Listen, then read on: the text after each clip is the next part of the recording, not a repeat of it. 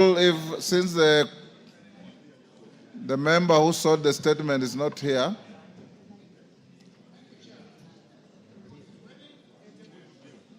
table it, give it to the clerks at the table. The member will follow it up from there. Response to a request by Joseph Gashoki, Kirinyaga Central. Is he called Gashoko Gitari? Chair, Trade, Industry and Cooperatives. Is Honorable Gitari in the house?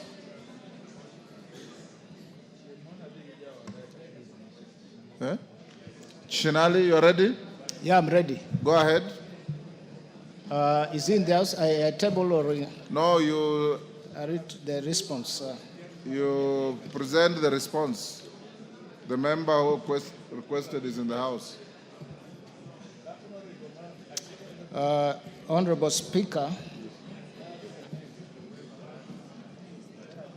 I wish to submit the following response from the Cabinet Secretary, Ministry of Cooperatives and Micro, Small and Medium Enterprises to the specific issues raised by the Honorable Member. The first question, Mr. Speaker, the Honorable Member requests the status of Shirikisho la Wanawake Savings and Credit Society, including its financial and registration status with the Sacco Society Regulatory Authority. Honorable Speaker, the current status of Shirikisho la Wanawake Cooperative and Savings Credit is dormant, having not filed their audit accounts since 2007. The Sacco was not licensed by the Sacco Society's Regulatory Authority since it was not a deposit-taking Sacco nor a specified non-deposit-taking Sacco. As of 31st December 2007, Sacco had 2,107 members, a share capital of 4,056,266 shillings. Loan outstanding with members stood at Kenya shillings 1,053,674 Kenyan shillings. Currently, assets stood at Kenya shillings 3,460,012 shillings, with liabilities totaling to Kenya shillings 1,488,427. During the year, the Sacco made a loss of Kenya shillings 427.61 shillings. The second question, Mr. Speaker, the Honorable Member wanted to know what the Ministry of Cooperatives and Micro Small Enterprises Development has put in place to ensure that the Sacco complies with the established regulations. Order, members, order.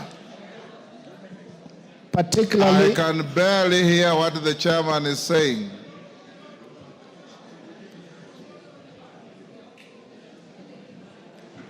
Order, members. Those on your feet, take your seats. Go on, Chairman. Particularly in financial reporting and holding of regular meetings. Honorable Speaker, the Ministry of Cooperatives and Micro, Small and Medium Enterprises, working in collaboration with the county governments, will intensify supervision and inspection of all cooperatives to ensure adherence to the Cooperative Societies Act and the cooperative rules. The third question, also the Honorable Speaker, the member wanted to know what the ministry is doing to enhance oversight of cooperative societies in the country to protect the members' savings. Honorable Speaker, the Ministry of Cooperatives and Micro Small Enterprises is undertaking the following measures to ensure all Saccos protection of members' funds. A, review of Cooperative Societies Acts to strengthen the law in areas of governance, clarity of responsibility between the county governments and the national governments, amongst others. B, noting that the cooperatives administration is a devolved function, while on the other hand, the cooperatives movement is interlinked nationally from the grassroots to the apex. The ministry, in collaboration with the State Department of Devolution, the Intergovernmental Relations Technical Committee, and the Council of Governors, are defining and developing a reporting framework to facilitate quick intervention. C, carry out capacity building to cooperative officers under the county governments with a view to improve the quality of inspection on cooperatives. D, in collaboration with county governments, identify all dormant cooperatives existing in our register to liquidate them. Honorable Speaker, attached is the response by the Cabinet Secretary and annexures for the transmission to the Honorable Member. Thank you.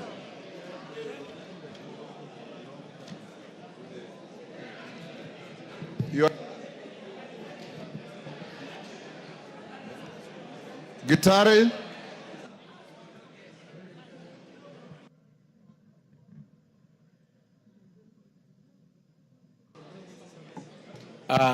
Thank you, Honorable Speaker. Honorable Speaker, I'm worried why the chairman has, because I have the response with me here, why he has just opted to go to a part of it rather than read the entire response from the Cabinet Secretary. I don't know why he is avoiding the page 1, page 2, and going direct to page 3. Mr. Speaker, in this same House, you have, whenever we do a statement, if anybody tries to divert from any point, you have ruled that we should read the statement as it is. Why is the chairman avoiding to go to the statement as the response as it is, and choosing on the pages that he is doing? Mr. Speaker, number 2,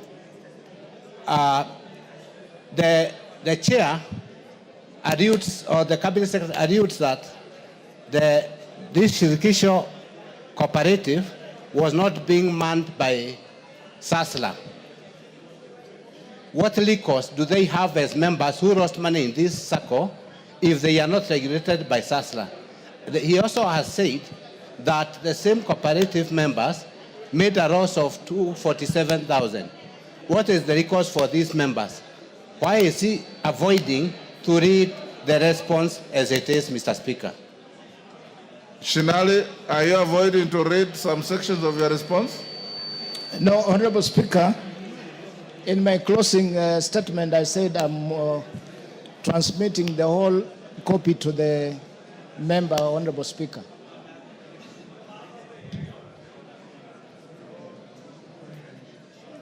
So, Honorable Speaker, the reply is here, and there's nothing we are hiding. If he wants me to go through each and every page, Honorable Speaker, with the intelligence, I'm available to do that. Yes, Gitari. Mr. Speaker, in this same House, we've had statements. Order, members, I can barely hear what the Honorable Member for Kirinyaga Central is saying. Order. Go on. Mr. Speaker, I'm saying in this same House, you tell us to read the statement as approved. So the minimum expectation is the response should be as so. So I'm saying, I don't know why the chairman is avoiding going through the entire response, because I have the response, Speaker. Number 2, I've also asked him, now that the Shirikisho cooperative was not licensed by SASLA, what is the recourse for the members who lost money in that Shirikisho? And still, he gives an explanation on how they occurred, arose, and who was in charge of it. Mr. Speaker, the gist of this is who are the owners or who are the people who are reading the Sirikisho Cooperative. Shinali, have you had? Honorable Speaker, I've barely heard, but Honorable Speaker, he has asked a supplementary question which I do not have the answer now. I have to refer to the CS because it was not part of the question, and I take note of it, Honorable Speaker, so that the CS would respond to it at the earliest time possible. Honorable Gitari, I propose you follow up the issues with the chairman in the committee. A response to Mary Maingi, Chair Trade Industry and Cooperatives. Shinali. Honorable Speaker, thank you for this opportunity to respond to the request for a statement by Honorable Mary Maingi, MP, on the above subject matter. Honorable Speaker, I wish to give the background as laid here. Honorable Speaker, the Kenya National Trading Corporation, KNTC vision, mission, core, mandate, and strategic objectives. The KNTC vision, mission, core, mandate, and strategic objectives are as follows. Vision, to be a leading agent for change and socio-economic transformation of Kenya. Mission, to provide customers with the region, within the region, with the quality products and service through an efficient distribution network, partnerships, and innovation. Core mandate. The mandate of KNTC entails the following. 1. Promotion of wholesale, stock retail, business, and e-trade in line with the Vision 2030, the medium-term plan, and parent ministry's strategic plan. 2, improve and strengthen supply chain and distribution system for both formal and informal sectors. 3, to become the procurement agent for strategic bulk commodities for the government and general public at reasonable commercial prices. 4, in partnership with other key players, avail relevant products, stock inputs for the agricultural sector, such as sugar, fertilizer, and the chemicals. 5, promote the development of small and medium enterprises markets, expansion and diversification of trade in line with the government policy. 4, to set up trading houses in niche export markets in the region and beyond. And finally, to implement government directives assigned. KNTC as aggregator of local rice for onward selling to government institutions. Honorable Speaker, in February 2020, through a Procedural directive, Kenya National Trading Corporation was appointed as the aggregator of local rice for onward selling to government institutions. To address rise in the cost of living, Cabinet approved a framework to position the Kenya National Trading Corporation as the anchor of state initiatives to create a price stabilization for essential household food items. As such, KNTC, as a trading company, will supplement other state initiatives by creating strategic reserves for stable and essential food items, vital farm inputs, including fertilizer and any other goods necessary for ensuring stability in prices of core goods consumed by Kenyans. It was noted that KNTC will leverage on its infrastructure and capacity to help stabilize prices of all essential items in instances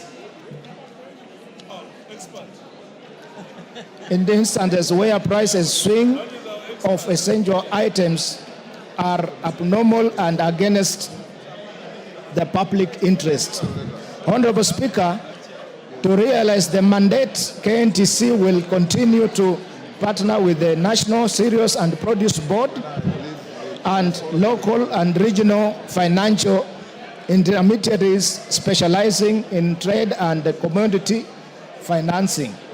The strategic objectives are as follows: to position KNTC as the main supplier of bulk commodities in the country, to expand presence and distribution network in the domestic market, including countries, and establish a presence internationally, to be an efficient and effective organization able to execute its mandate, to enhance ICT for better service delivery, to enhance effectiveness and efficiency in resource mobilization and utilization, and finally, to promote ethics, national values, and good corporate governance.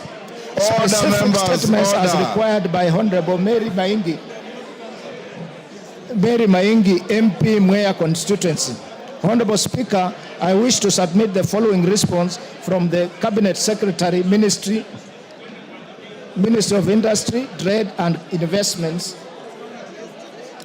Promotion, to the specific issues raised by the Honorable Member. The Honorable Speaker, the member wanted to know the total quantity of rice that the government intends to import as part of the measures to supplement domestic production and bridge the deficit in the local demand. Order, members, order. Order, members. Go on, Shinali. Honorable Speaker, this being the policy matter, KNTC importation will be informed and guided by the government based on the actual and projected production quantities, which may be provided by the relevant MDS, such as the ministry responsible for agriculture, that is crop production, and the Agriculture and Food Authority, among others. The second question, the Honorable Member wants us to know the total annual production of rice in the last financial year compared to the local annual consumption projection. Response. Honorable Speaker, the annual production of rice may be provided by relevant MDS, such as Ministry responsible for agriculture, that is crop production, and the Agriculture and Food Authority.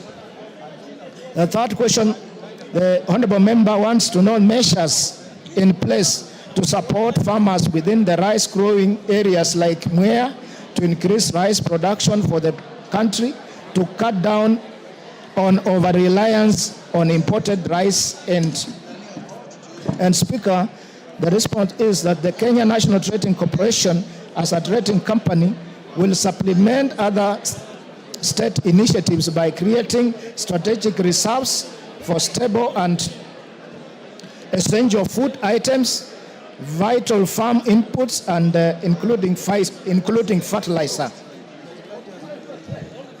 Our fertilizer subsidy program is already in place to reduce the cost of production, and the National Irrigation Authority is supporting farmers on irrigation infrastructure on their farms. The fourth question, the Honorable Member wants to know the steps being taken to cushion rice farmers in the country, likely unfair market competitions and unfair market competition that could raise the saturation of the market by imported rice. Honorable Speaker, government through Procedural Directive mandated Kenya National Trading Corporation to mop up excess rice from farmers in Mwea and Ahero for onward distribution to government institutions. KNTC is performing the function to date, and with increased production, they have initiated the following. KNTC has requested for enhancement of the rice fund together for the improved production and widen scope to include other rice schemes like Tana River, like Tana Bura. Shinali, that's too long. Can you paraphrase? That's Okay. too long. Can you finish up? I am almost there, Honorable Speaker. I'm almost there, Speaker. A circular to be done to all government institutions to buy local rice from KNTC to assure farmers of ready market or their produce, mopping up of rice during harvest. And lastly, government institution to prioritize payment to KNTC to enhance prompt payment to farmers.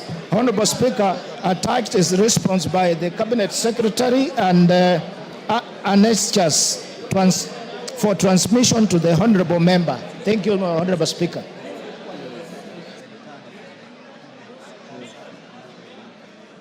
Thank you. Order, members. Order, members. Order.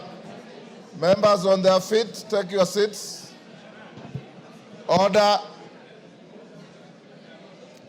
Order, members on their feet, take your seats. Order. Order, members. Take your seats.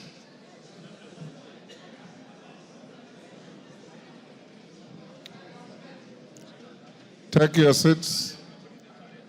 Mary Maingi, I doubt if you followed the response to your statement. Did you follow anything? Mr. Speaker, the consultations were so loud, I would need to have the statement to read for myself. I think that is the right thing to do. And if you are not satisfied, you can prosecute the statement in the committee. Take your seats, the member on the...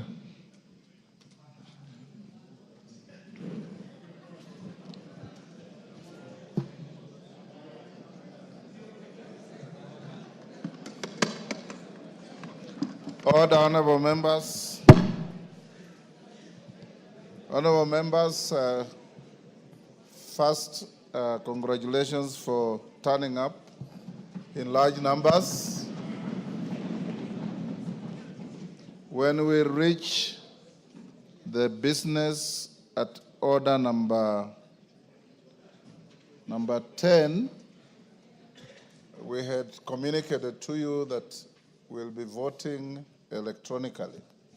So I hope you all have your gadgets ready. But before we get there, allow me to make some communication. The first one is on the referral by His Excellency the President of 2 bills of this House.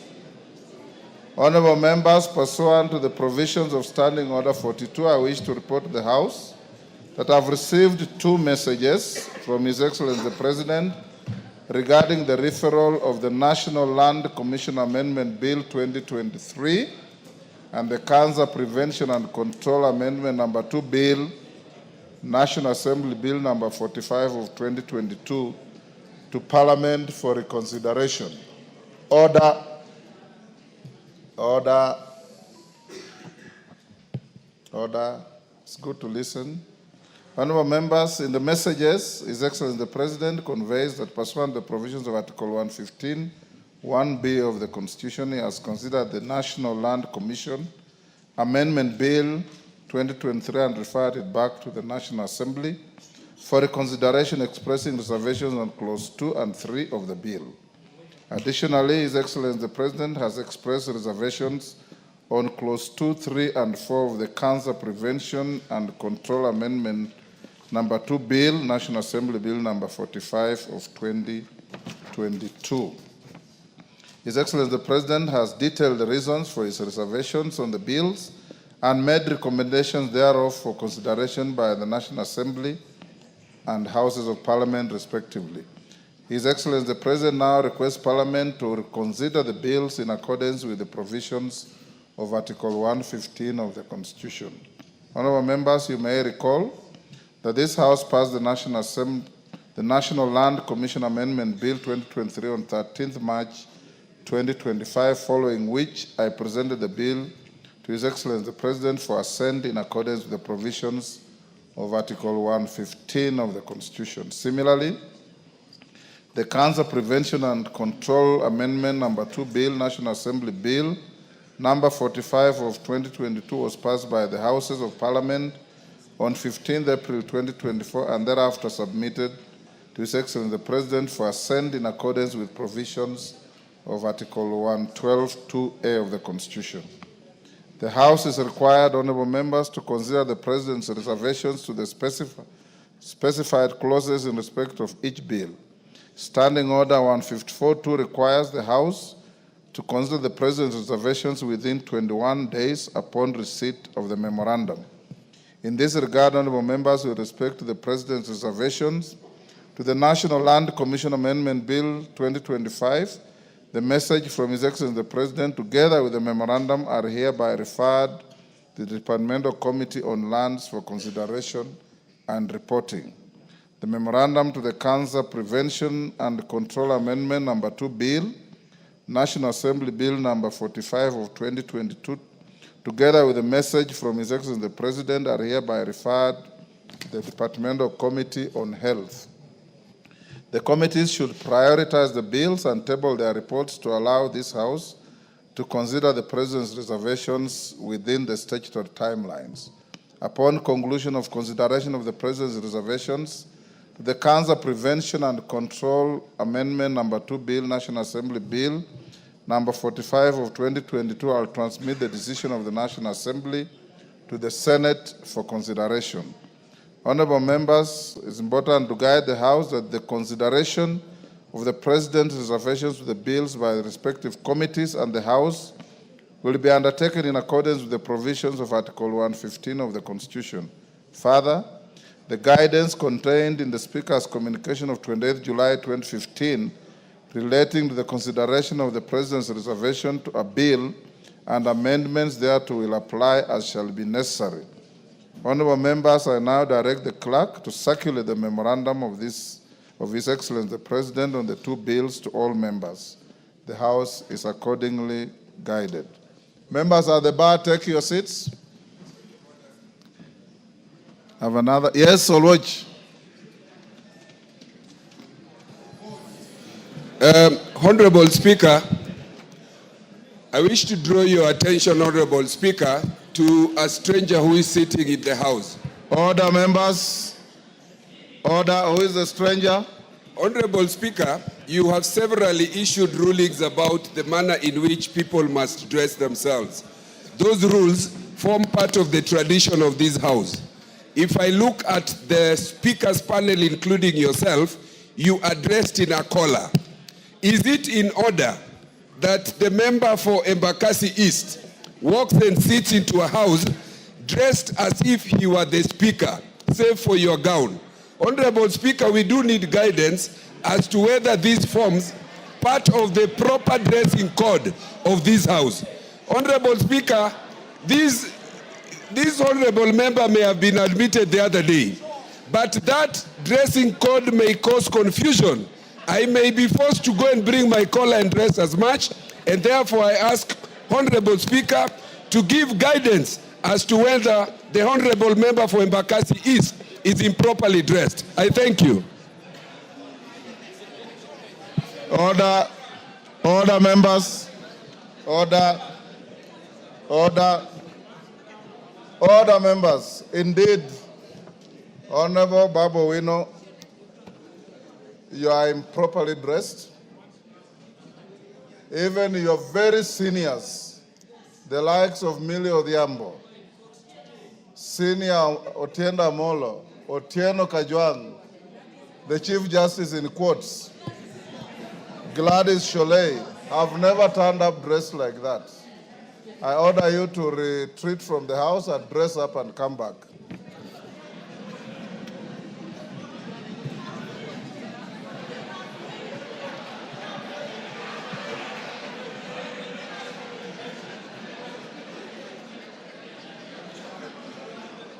Order, Babu. When you are ordered to leave, you leave without fanfare.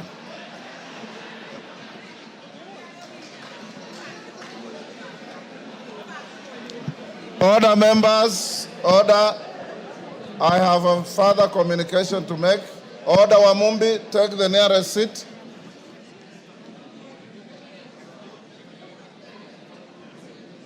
Wanjala, take the nearest seat. Find a seat.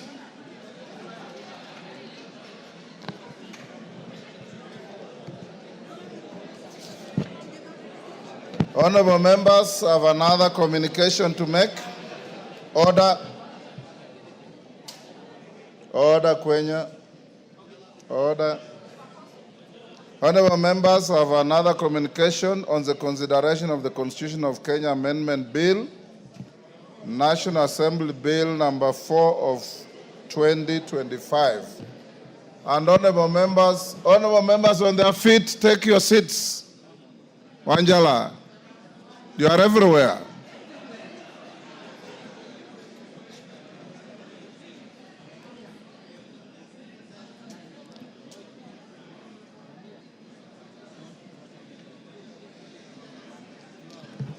Honorable members, I have been advised by your whips that you have garnered the necessary quorum to transact business at order number 11. Is it 10 or 11? 10. And after this communication, I know there are members who have statements to request. We also have some very short businesses to transact, including setting up members for the trusteeship of your post-service medical cover. So once I make this communication, we'll dispose of very quickly. We agreed in House Business Committee, orders number 8 and 9. Then we guide you to go into the division on the constitutional bill. Remember, honorable members, that you'll vote twice. You'll vote on the bill at second reading. The Speaker will recess behind here to let you go into committee of the whole. It's a very short bill. Then I will come back to take you through third reading so that by the close of business today, we shall be done with the constitutional amendment bill on CDF, NGAF, and other matters. So don't be tempted to cast your vote and then disappear thinking the business is over. You will vote more than once. So members, you are accordingly guided. And your whips, your whips have done a wonderful job in getting all of you here. Honorable members, you may recall that Constitution of Kenya Amendment Bill, National Assembly Bill number 4 of 2025 was read a first time in this House on Wednesday, 12th March 2025, following which I referred it to the Departmental Committee on Justice and Legal Affairs in consideration, public participation, and reporting to the House. The bill, which is co-sponsored by the Honorable Samuel Chepkonga, CBS MP, and the Honorable Dr. Otienda Amolo, Senior Counsel, CBS MP, was published in the Kenya Gazette Supplement on 26 February 2025 and seeks to amend the Constitution to entrench the following funds. 1, the National Government Constituencies Fund for purposes of ensuring reasonable access to exclusive national government functions in all constituencies as envisaged in Article 6.3 and guaranteeing the participation of the people in the identification and implementation of priority national government programs. 2, the Senate Oversight Fund to ensure that the Senate is adequately empowered and resourced to perform its oversight functions. And 3, the National Government Affirmative Action Fund to enhance the national government's measures on affirmative action. Honorable members, the committee concluded the public participation exercise, tabled its report on 17th June 2025, and the bill is now in second reading as listed on the order paper. Before the House resumes the debate this afternoon, I wish to highlight the procedural aspects related to the consideration of bills to amend the Constitution through parliamentary initiative. Honorable members, with respect to the manner of debating the bill, I note that the debate on the bill to amend the Constitution is not subject to curtailments contemplated under Standing Orders 95, closure of debate, and 97, limitation of debate. In this regard, neither a motion seeking that the mover be called upon to reply nor a motion to limit debate on the bill shall be entertained. Honorable members, on voting thresholds, Article 256 of the Constitution prescribes the threshold for passage of a bill to amend the Constitution both at the second and third readings. For emphasis, it provides as follows, and I quote, "A bill to amend this Constitution shall have been passed by Parliament when each House of Parliament has passed the bill in both its second and third readings by not less than 2/3 of all the members of that House." In this regard, the Constitution of Kenya Amendment Bill 2025 will stand passed at the second reading if it garners the support of not less than 233 members of this House, being at least 2/3 of the members of the National Assembly. This threshold will also apply to the vote at the third reading. Barring this threshold at either of the two stages, the bill will have been lost. Honorable members, upon conclusion of debate at the second reading stage, the House shall proceed to vote. Should the vote on the bill meet the constitutional threshold, the House shall proceed to committee of the whole House as indicated in supplementary order paper. Thereafter, the House shall take a vote on the third reading stage of the bill. Having said that, honorable members, I wish to notify the House that I have received representations from 4 members who indicate that they are indisposed, and I've confirmed that they are so indisposed. Our records indicate that the 4 members have been indisposed and have been on rest or recuperation with the consent of Mr. Speaker and the respective doctors. In this regard, they will be allowed to vote virtually.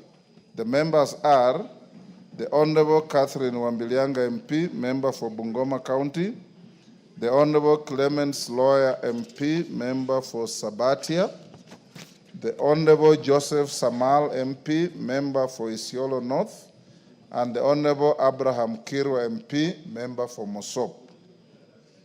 Honorable members, Standing Order 62 grants latitude to the Speaker to direct a further vote in the event that any question requiring a fixed majority is carried but fails to meet the 2/3 majority at the first instance.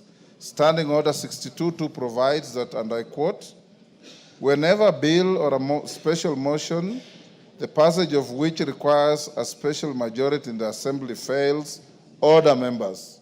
If you sit close to the Speaker's table, you are obligated to observe the rules even more. And I quote again, if you want to discuss in Nyandarua, there are rooms behind here. Wherever a bill or a special motion, the passage of which requires a special majority in the Assembly fails to obtain the required majority and the vote results in a majority of the ayes but the noes have not numbered at least 1/3 of all the members of the Assembly, the Speaker may direct that a further vote be taken on the particular question. And the further vote shall be taken within 5 sitting days from the day the first vote was taken, or such other times as the Speaker may determine. If the Speaker does not so direct any further vote, or if on such further vote the fixed majority is not obtained, the Speaker shall declare that the motion is negatived.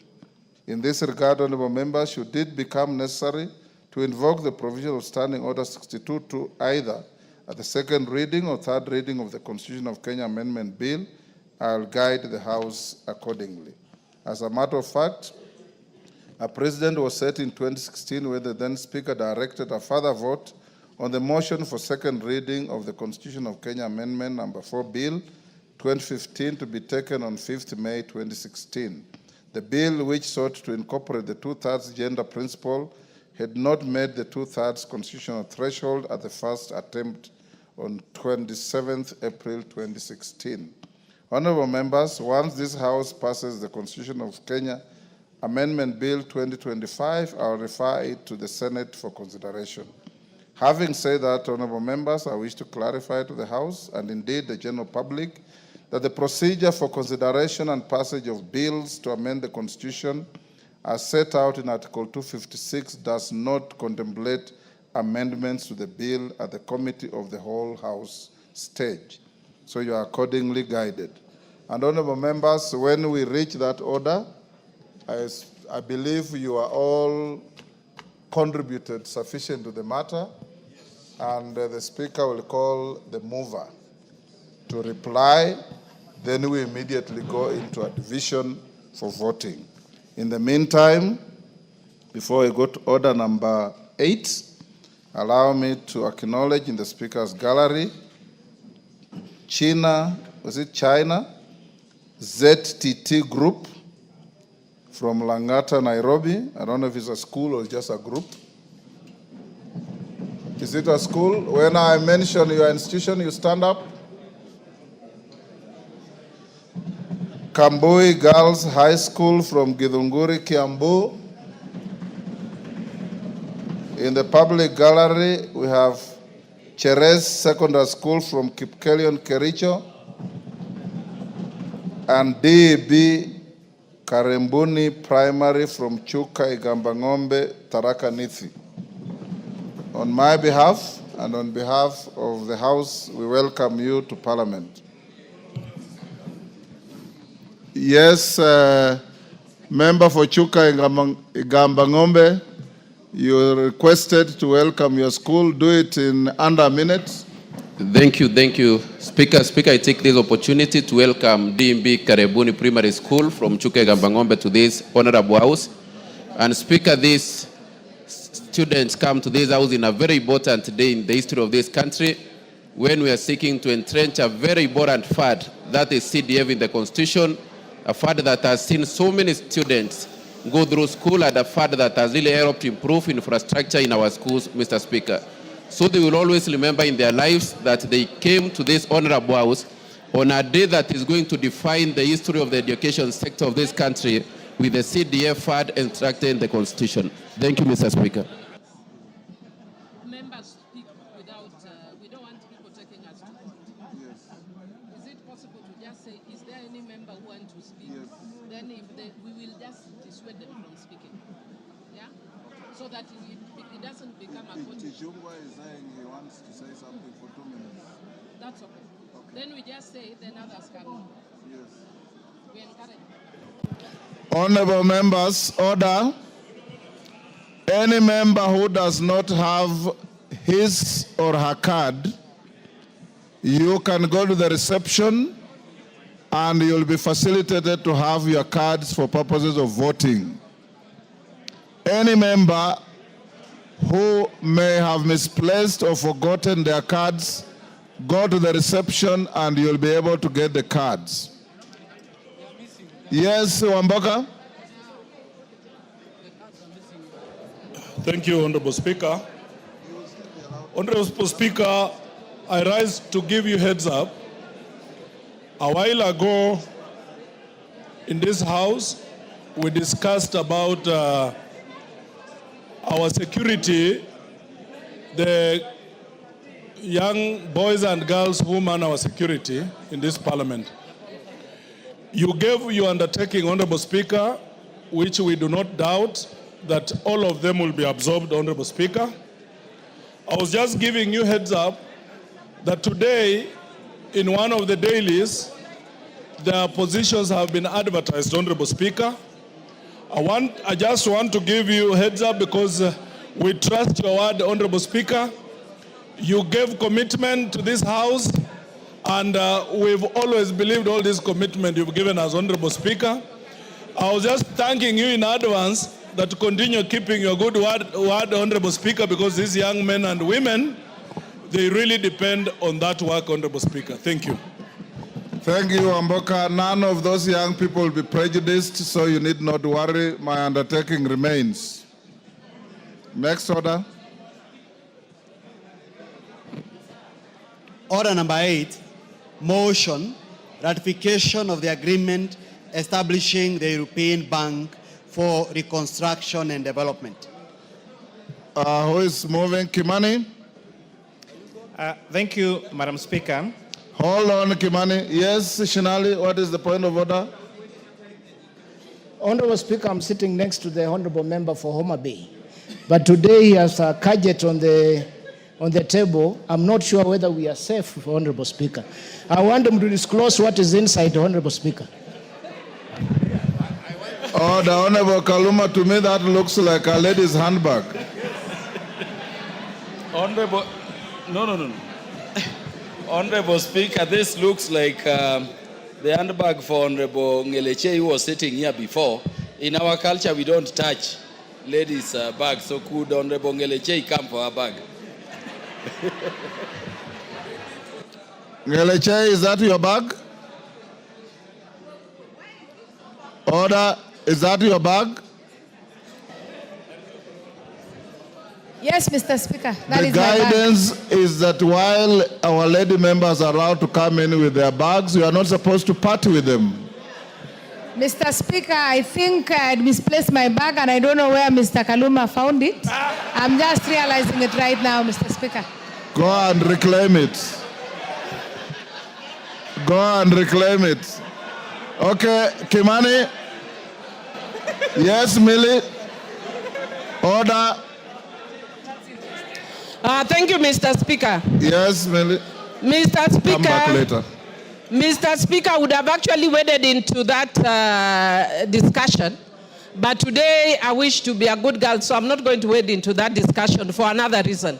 Mr. Speaker, I stand under Standing Order 95.3 to alert members that because this is a constitutional bill, you are allowed to debate until every member has spoken. I hope you understand me. So members, it's up to you. You have a choice to speak. That is, I just wanted you to know. So if you want to vote, excuse me, if you want to vote, I just wanted to bring to your attention. Thank you. Order. Thank you, Kimani. Order, members. Order, members. Ngeleche, take your seat or freeze where you are. Order, members. Order. Order, member for Thika. Freeze if you have no seat. Freeze where you are. Order. Order, members. Let's, members, pay attention. We dispose of orders 8 and 9, and 8 and 9, then we go to the business that you have all turned up in large numbers for. Kimani? So, Honorable Speaker, I know I'm standing between a very important matter in this House, so I'll take under 2 minutes. So I beg to move that this House adopts the report by the Departmental Committee on Finance and National Planning on the ratification of agreement for establishment of the European Bank of Reconstruction and Development, laid on the report of the House on Tuesday, the 24th of June, 2025. And I've just 3 points to make, Honorable Speaker. The Republic of Kenya, in a bid to access financing that is not expensive, is looking to establishment of banks and become a shareholder and a member of those banks. If you remember, before the end of last session, Honorable Speaker, we did ratify in this House the establishment of Africa Trade Corporation, where Kenya became a member and a shareholder. Now, Kenya has identified another very important stakeholder bank called the European Bank of Reconstruction and Development. So I beg to move, Honorable Speaker, as per the order paper.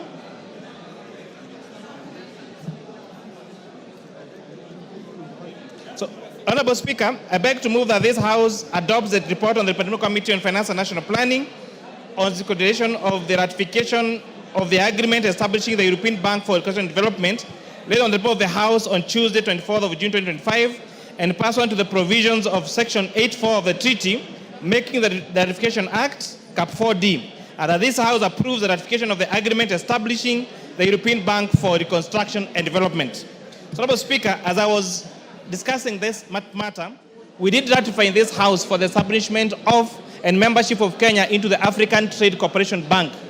Now, Kenya has identified another very key stakeholder, which is the European Bank for Reconstruction and Development. We will be among 5 countries in Africa, which among them will be Benin, Cote d'Ivoire, Ghana, Nigeria, and Senegal, to become members and shareholders of this bank.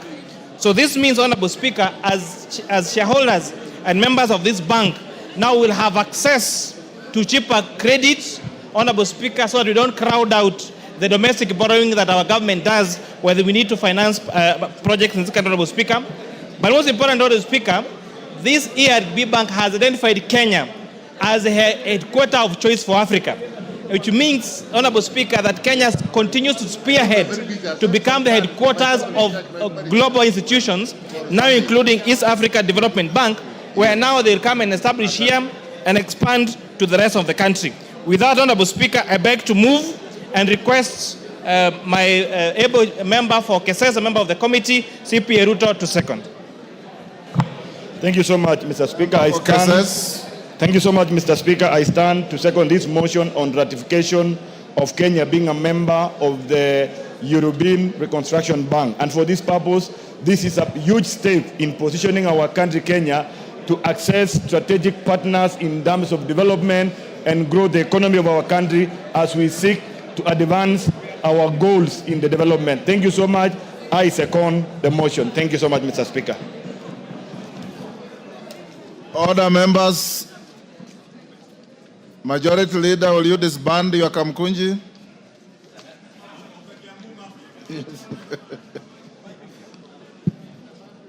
Order, members on their feet, take your seats.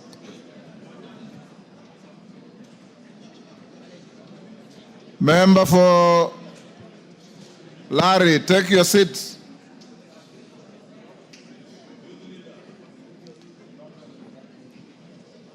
Honorable members, I now propose the question at order number 8, which is that this House adopts the report of the Departmental Committee on Finance and National Planning on its consideration of the ratification of the agreement establishing the European Bank for Reconstruction and Development, laid on the table of the House on Tuesday, 24th June 2025, and pursuant to the provisions of Section 8.4 of the Treaty Making and Ratification Act, Cap 4D, approves the ratification of the agreement establishing the European Bank for Reconstruction and Development.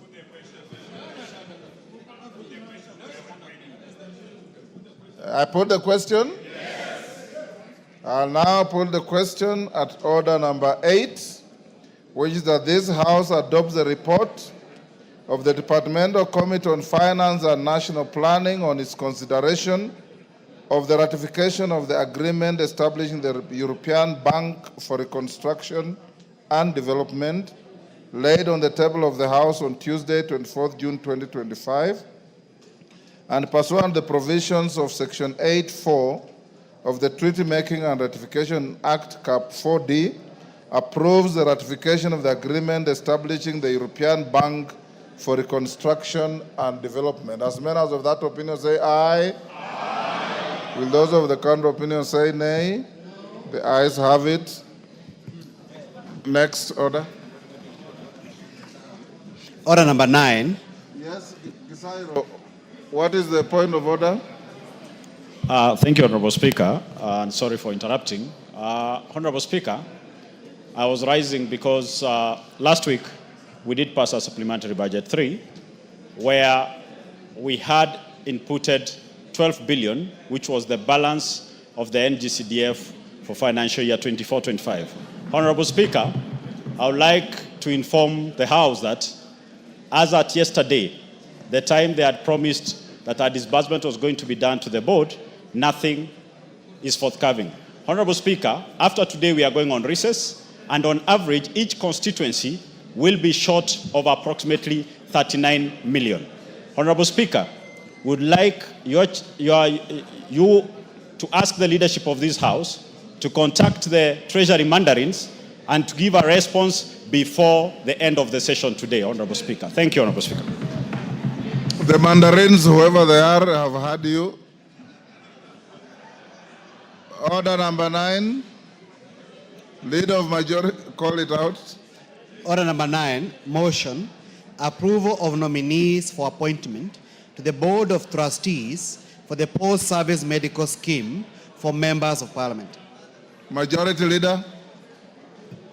Thank you, Honorable Speaker. Honorable Speaker, I beg to move that pursuant to the resolution of the Parliamentary Service Commission during its 23rd June 2025 meeting with respect to the trust deed and rules for post-service medical scheme for members, this House appoints the following members of Parliament to the Board of Trustees for the post-service medical scheme for members of Parliament. 1, the Honorable Samuel Chepkonga, CBS MP. 2, the Honorable Mary Emase Otucho, MP. And 3, the Honorable TJ Kajwang, MP. Honorable Speaker, as I've said and as was approved in the House Business Committee this morning, these trustees that we appoint today are to represent us in the post-service medical scheme, Honorable Speaker. And just for information, Honorable Speaker, I am informed that a total of 302 members of Parliament, including 47 senators, have already registered for this post-service medical scheme, and to ask those of us who are here to register to please do so, because the approval of these trustees will now actualize the actual implementation of what we agreed on this scheme, and to be able to have monies that we will contribute from the end of this month. Your pay slips this month will have a small cut to contribute to that post-service medical scheme, but it is for the best interest of members of Parliament, post-service. And Honorable Speaker, this is a very good thing. The members that have been appointed, Honorable Speaker, are members who are very knowledgeable and skilled administrators. Others are lawyers, like Honorable TJ Kajwang. Honorable Emase is a finance person, and therefore she will be instrumental in guiding the commission together with all the other trustees, Honorable Speaker. A total of 10 trustees are there. And Honorable Speaker, the National Assembly is contributing 3 members. The Senate will contribute 2 senators. We will have representation of 2 former members of Parliament, the chair of the commission, and the clerks of both houses as trustees of this board, Honorable Speaker. And this, Honorable Speaker, is in line with the RBA regulations and our own statutes, and therefore we'll be able to operationalize this post-medical service scheme. With that, Honorable Speaker, I beg to move and request the Leader of Minority, the Honorable Junet Mohammed, to second. Mr. Speaker, I second.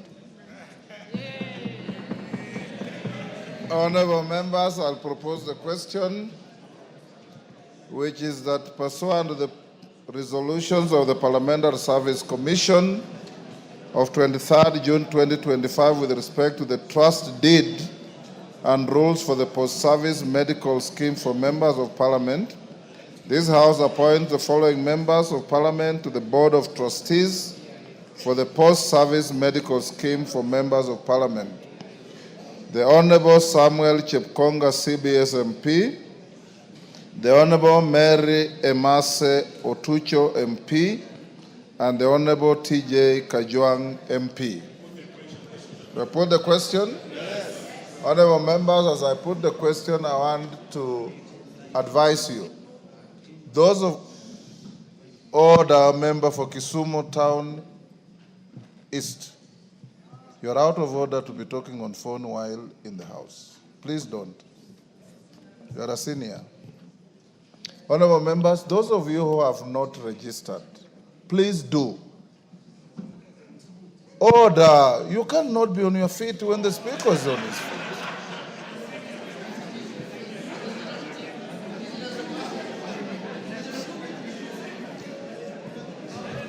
Can you walk out?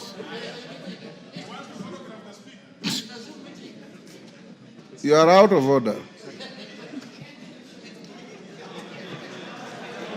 Honorable members, those who have not registered, I give you free advice. Register. Order members, you may be well resourced now. If you want to know how fragile resources can be in the human life, go and read the book of Job in the Bible. And read it properly, the whole of it. It will tell you and demonstrate to you how fragile wealth can be. You can be a billionaire today and be a pauper tomorrow. And this scheme will help you at your most lowest moment in your lives. And not just for you and your wife, for you and your husband, and your dependents who are of age described in the scheme.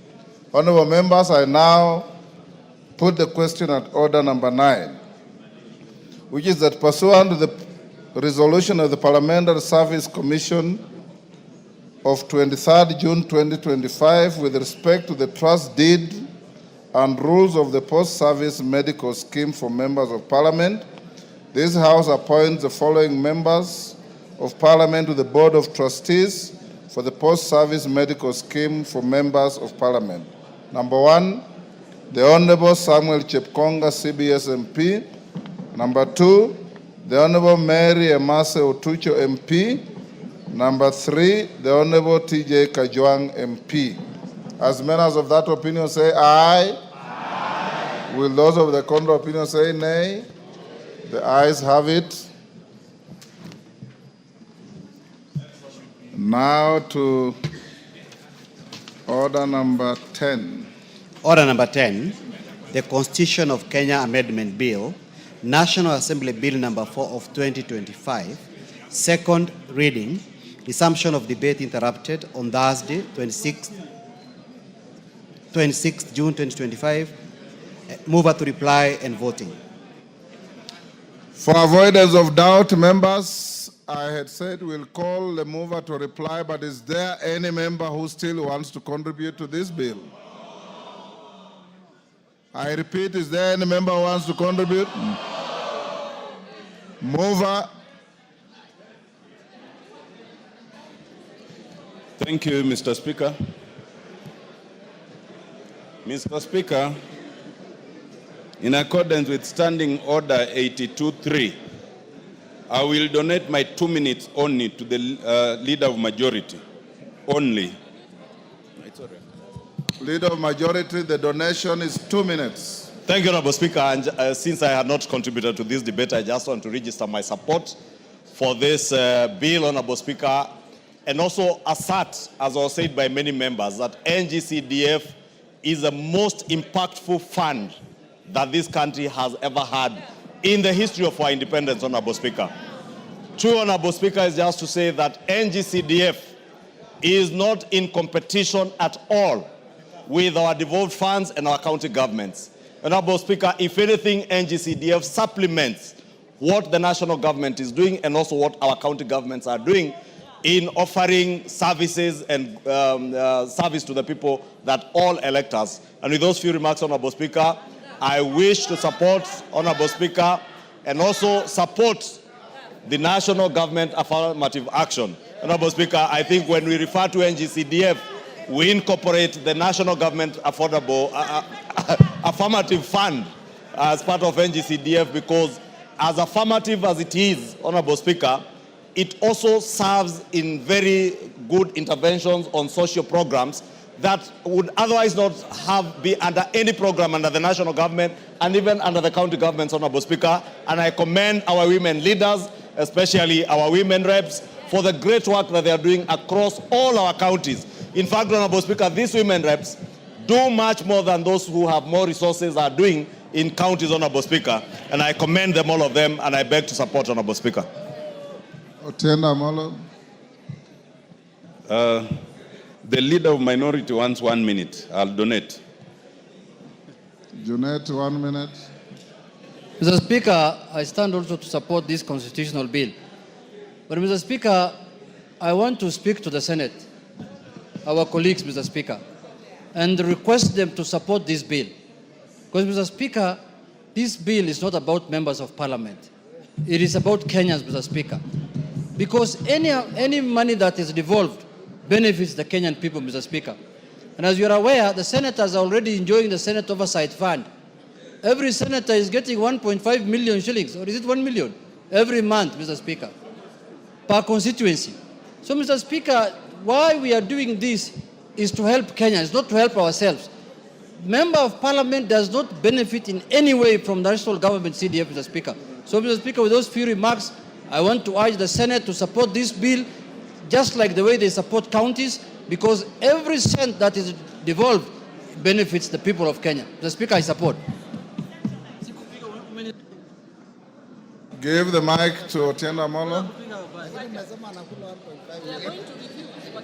Mr. Speaker, since the introduction of this bill on 12th March this year, we have had discussions in the last 4 months. Indeed, even the pre-publication stage, we had discussions. During public participation, we've had discussions. Since moving the bill, Mr. Speaker, there's been overwhelming support from the members. And it's important, Mr. Speaker, that the members have been able to explain that this bill is in consonance with constitutional principles, especially the distinction between devolution and decentralization. The members have been able to disabuse those who think that these monies are in competition with devolution, because we've been able to explain that this is extracted from the national government share of revenue. Mr. Speaker, the members have been able to outline the limited and peripheral role that members of parliament play. Members here have been able to extol the virtues of the fund and adumbrated very clearly the benefits to the citizens. And that in fighting these funds, the 3 funds, you are not fighting members of the National Assembly. You are fighting the citizens of Kenya. Mr. Speaker, it is important to observe, as has been observed, that it's in keeping with the reduction of imperial powers of the executive that we ended up with these kinds of funds. And anyone who is opposing really wants to take us back to that period. Mr. Speaker, it is also very important to understand that we sought to constitutionalize these funds, not because it was absolutely necessary, but because we are tired of unnecessary litigation. It is also important to understand that we chose to go the parliamentary route, not because we could not go the popular route, but because the popular route is expensive to the people and not required by the Constitution. But if those other people think that you can curtail this because you are fighting the National Assembly, then we can still go the popular initiative route and we will still achieve it. Because through public participation by over 230 entities and individuals, 98.5% supported this. We are quite sure that if we took this to a referendum, we will still get the same threshold. And anyone who therefore thinks that they can curtail this process, know you are fighting the people. Mr. Speaker, I beg to reply. Thank you. Thank you. Members on their feet, take your seats. Johanna Ngeno. Johanna Ngeno. Take your seats.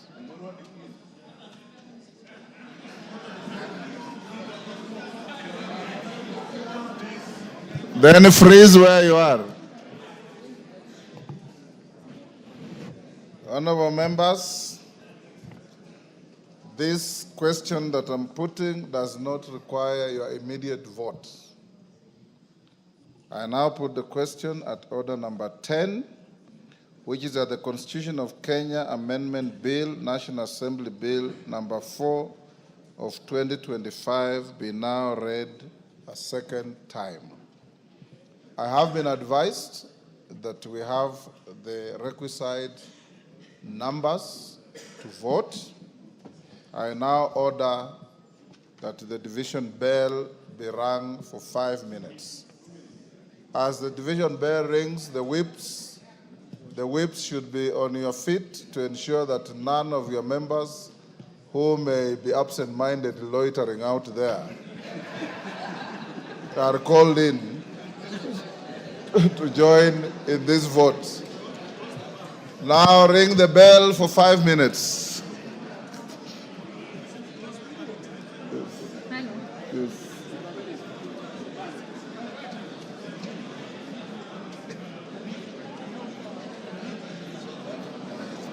Yes. How are you, bro? Good.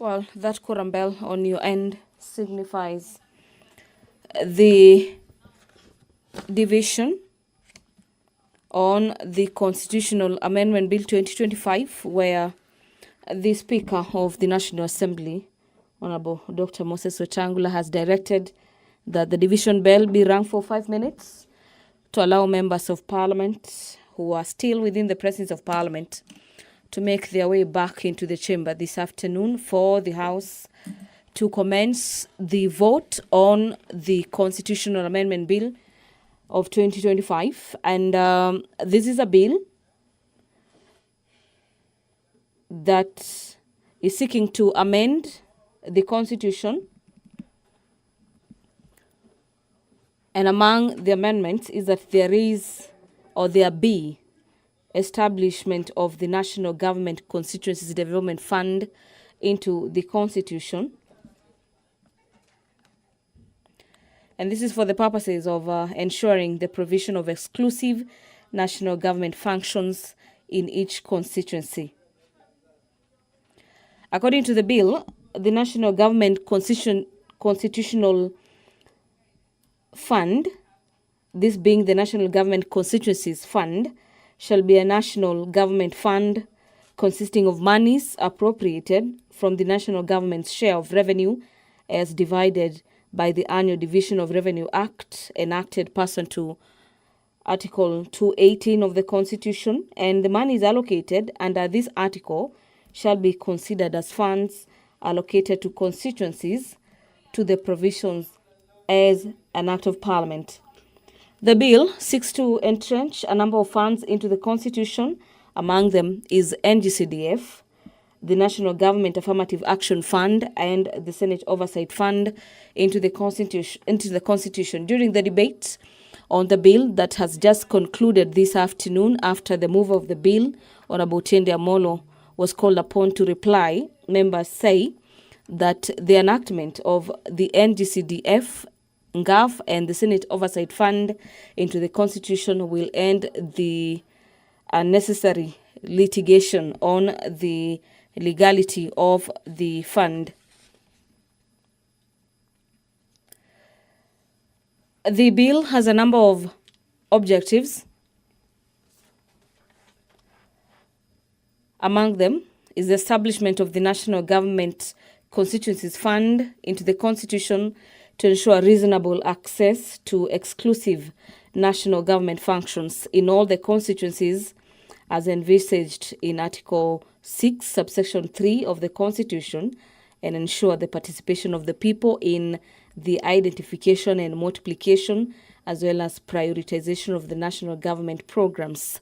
The mover of the bill, just a few minutes, has just said that any person seeking to oppose this bill, the House will equally get the same response if it were to adopt. Ringing the bell. I hope every member is in the House.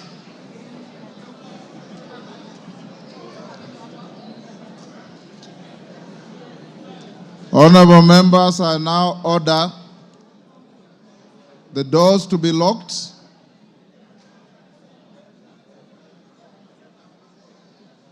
and the bars to be drawn.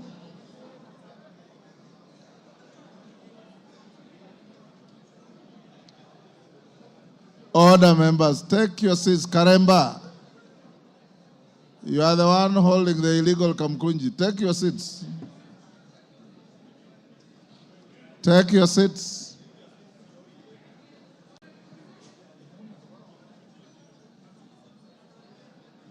Take your seats.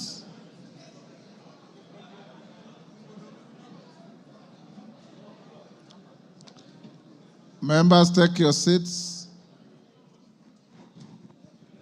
The member with a tarabush, take your seat. Betsimba. I believe that is the correct name of what you are wearing on your head. It's called a tarabush, right? Tarabush. Yes. Members, you remember during your induction, you are told when you are voting, you remain in your seats and you maintain studious silence. And more so when you are voting on a constitutional matter. I expect all of us to observe the etiquette we set for ourselves in our standing orders. Kawanjiku, what is your crisis?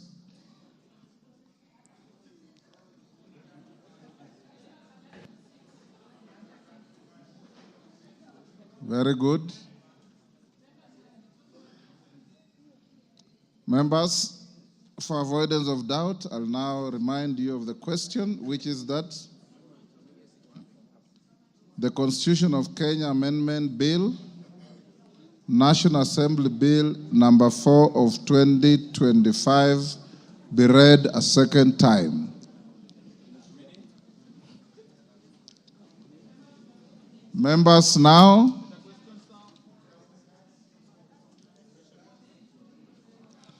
I give you 120 seconds to log in, and don't vote. You'll just log in and wait.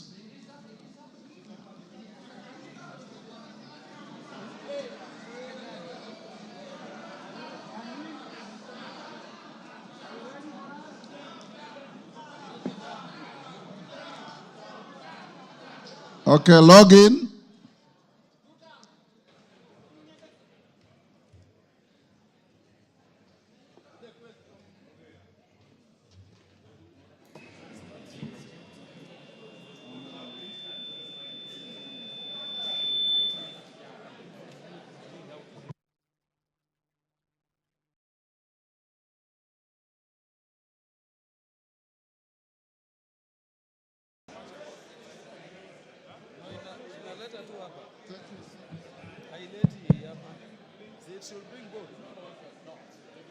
Don't vote yet. Just log in and be patient.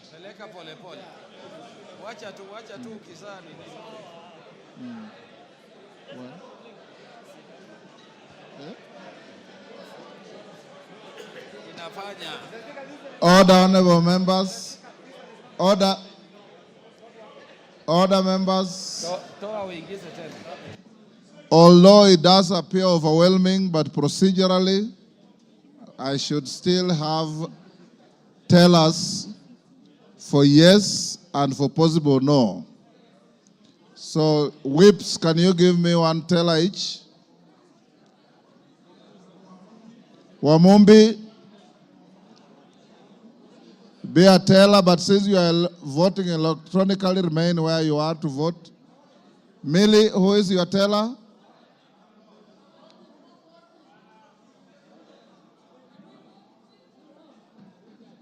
Mawade, take your seat. You are a teller. Remain in your seat and vote. But for the record, you are the two tellers.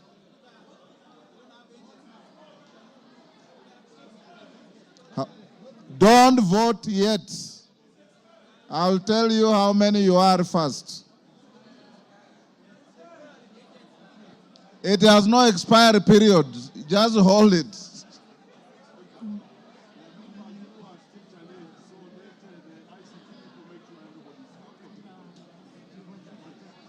Honorable members, I want everybody to be at the same level. If you have any challenge with your card, we have ICT teams around. In the event, order Wanjala, order, in the event that your card and your gadget malfunctions, order, in case your gadget malfunctions, those with profane minds are already laughing. I'm not talking of your gadgets. I'm talking of parliamentary gadgets. In case your gadget malfunctions, you will come and record here. We have, honorable members, we have present 286 members. In addition to those, we have the 4 members who are indisposed, who will also be allowed to vote. Okay, so once more, be ready now. It has gone off. Kwame, what is your problem? If your gadget is malfunctioning, sit, I'll call you to come and vote. It has malfunctioned. Time. Tiambati. Just hold your horses. Just hold your horses.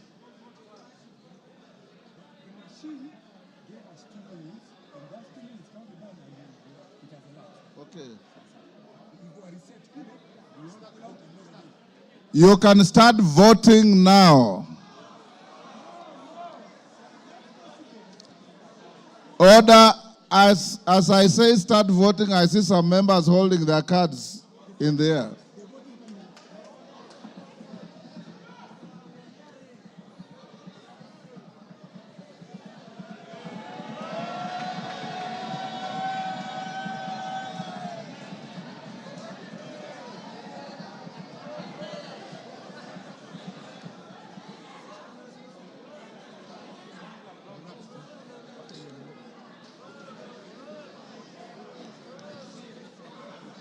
I said you vote in silence. And Wanjala, I said when you are voting, you remain in your seat. Go to your seat.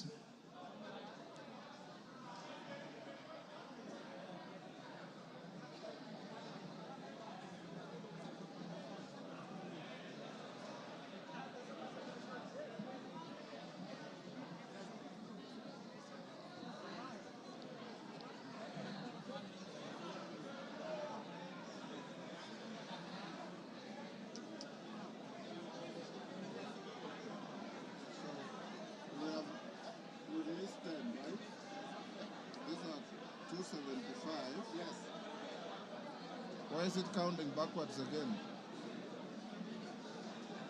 There are members who are changing their mind.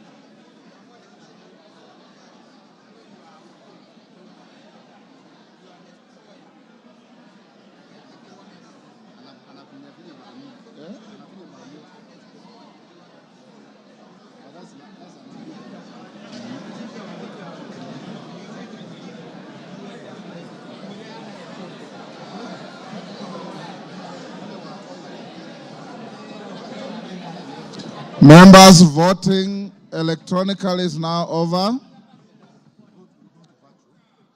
I will now deal with virtual voters first, then there will be assisted voters.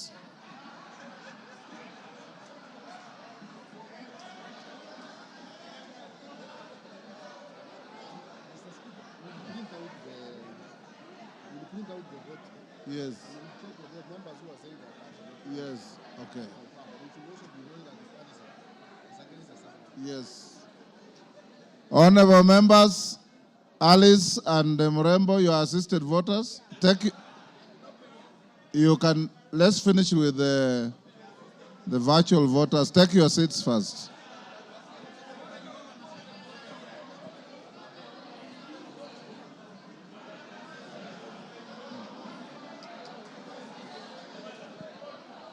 they locked in the... Yes. They are all ready. But we can go on with the system. Order, members, order.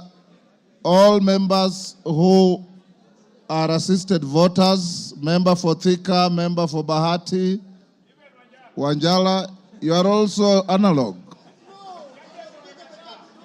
So you can come to the table and be recorded.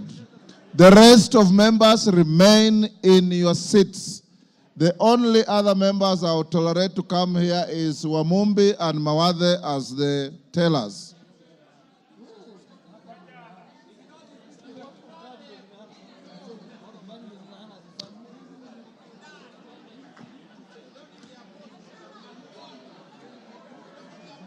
Order, members, order. The number of members flocking here as assisted voters far exceed the tally that I expect.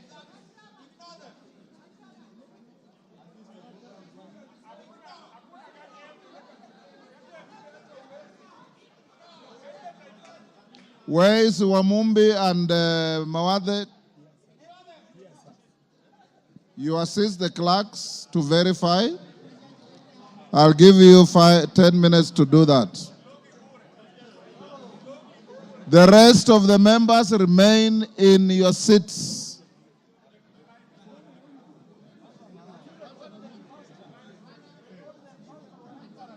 Tiambati, I give you 10 minutes for this.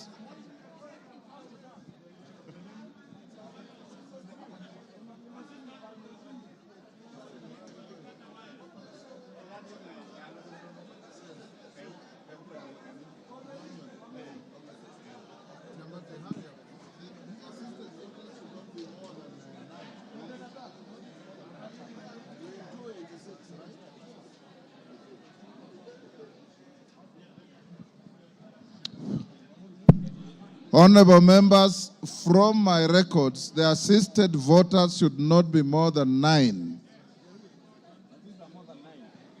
Yes.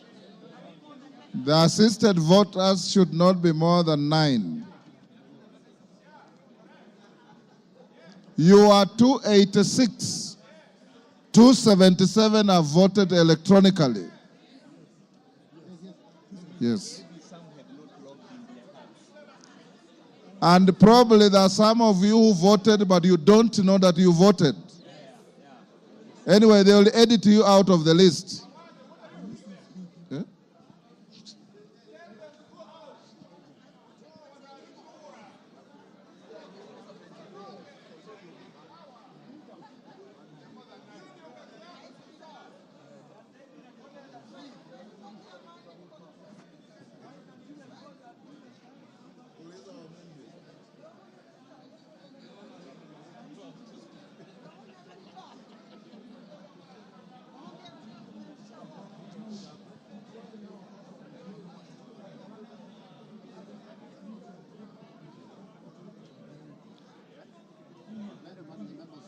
Yes.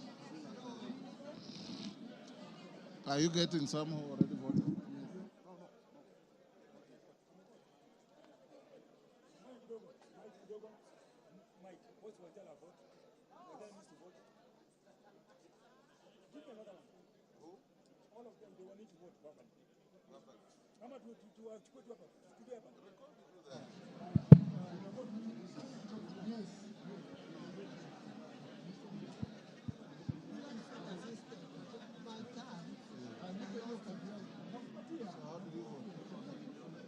You didn't vote. So queue here and vote. You'll vote here as an assistant voter.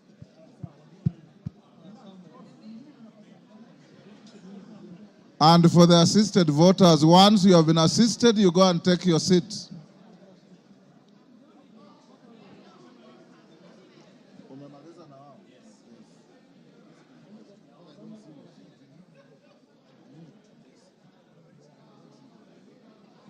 You see, what you do, just record them, the names that are voting yes. You'll edit out those who are voting twice. Since nobody voted no.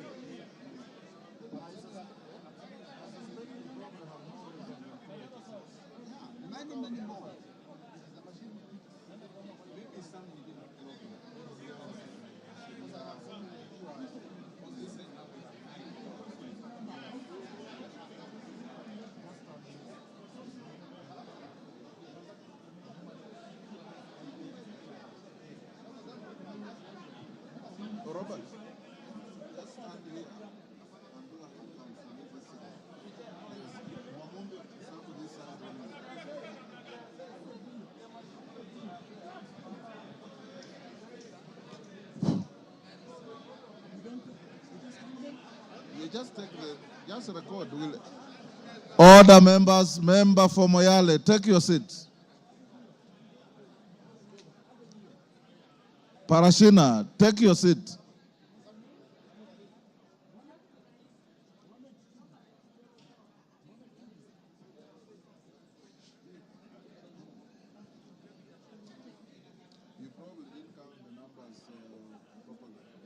Member talking to majority leader, take your seat.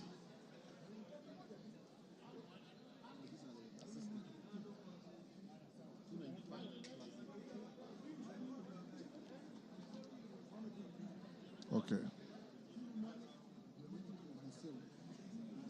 Rose Museo.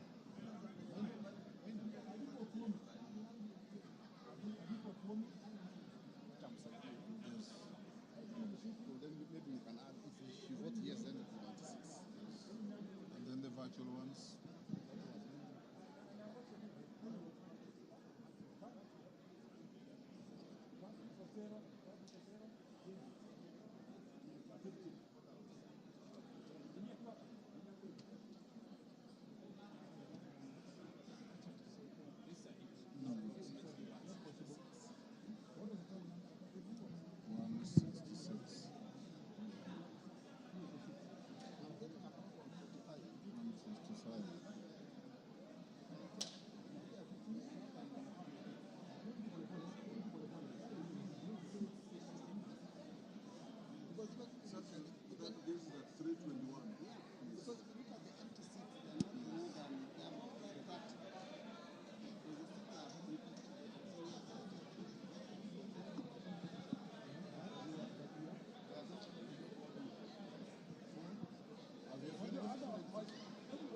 You're supposed to be on your seat.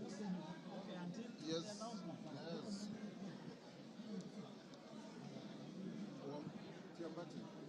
From the head count, we are about 321. From the current present, wale ambao wamekuja hapa, on this side was 9, on this side was 10, so we are still 96 and they all voted yes. So, but I have asked for Monday to count for me. He says this side has gotten 166 and Robert Mboy this side got 155. okay, let's do again. So that Honorable members, order.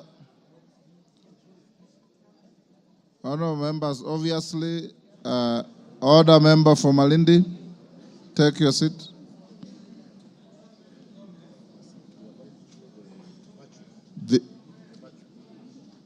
We'll stop to take the virtual vote as soon as they log in. Have you assisted them?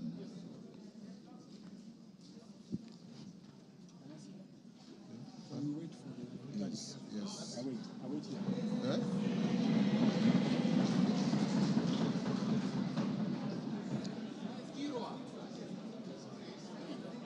Honorable Kirwa.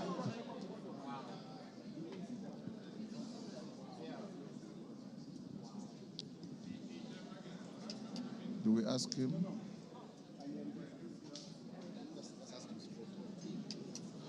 Honorable Kirwa, how do you vote, yes or no?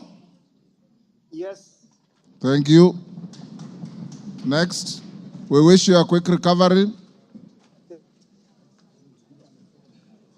Next member.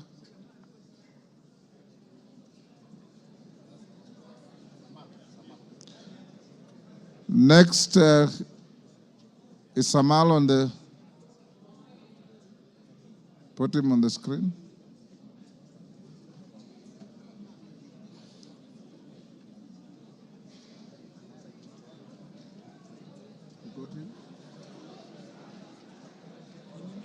Would it be a good idea for Mumbi and Bui to count again? Would it be a good idea? That is Honorable Lawyer. Is that lawyer? Honorable lawyer, how do you vote? I vote yes. Thank you. We wish you quick recovery. Next.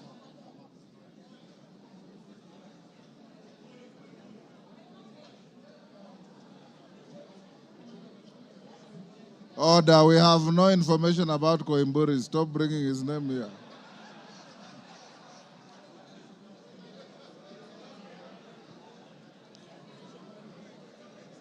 Honorable Samal, how do you vote? Honorable Samal, you voted yes. Thank you.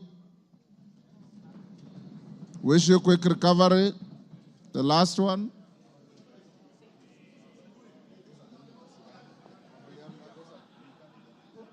I'm told Honorable Wambilianga cannot be reached. She's not logged in, so she's a lost vote.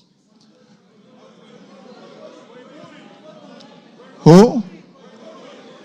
Koimburi made no request to Mr. Speaker on how he wishes to vote. Order, honorable members. Order. Order, members.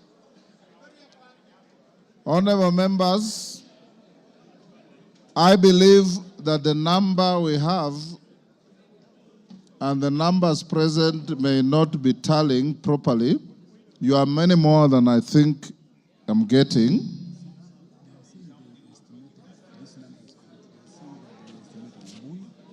I want to ask the two whips. Osoro, stand here and count everybody on this side for me. Millie, stand here and count everybody on this side for me. And everybody remain in your seat. This is a constitutional moment for you, and we want to have the numbers properly recorded.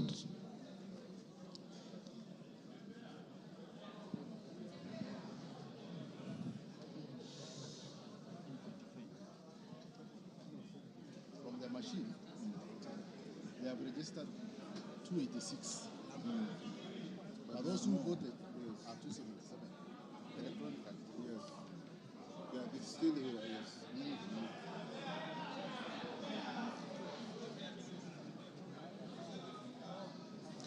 Order, let him do kila shetani na mbuyu wake.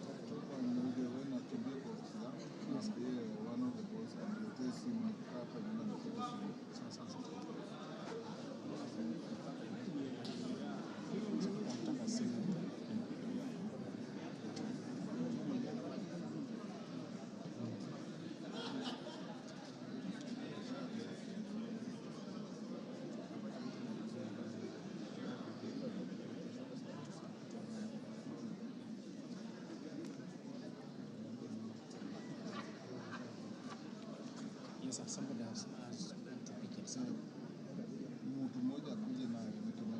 Yes.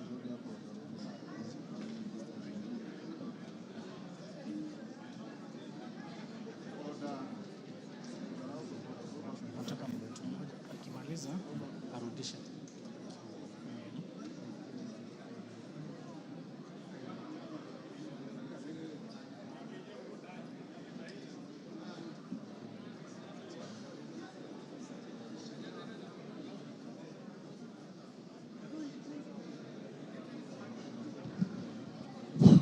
Order. Mwango, take your seat.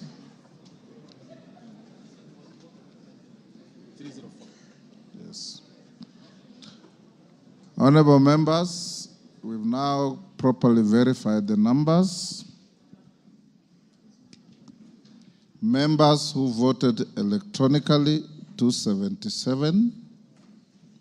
Members who voted virtually, on a special request and acceptance by the Speaker, order member for nominated member. How many times do you members want to be told that when we are in a voting situation, everybody remains seated?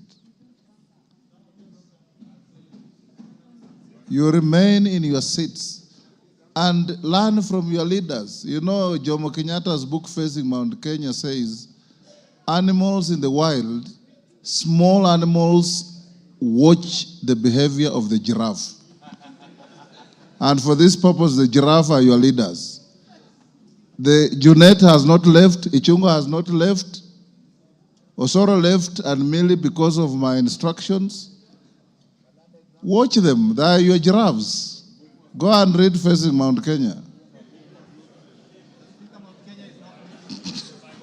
It is not the other Mount Kenya. It's Mount Kenya as seen by Mzee Jomo Kenyatta.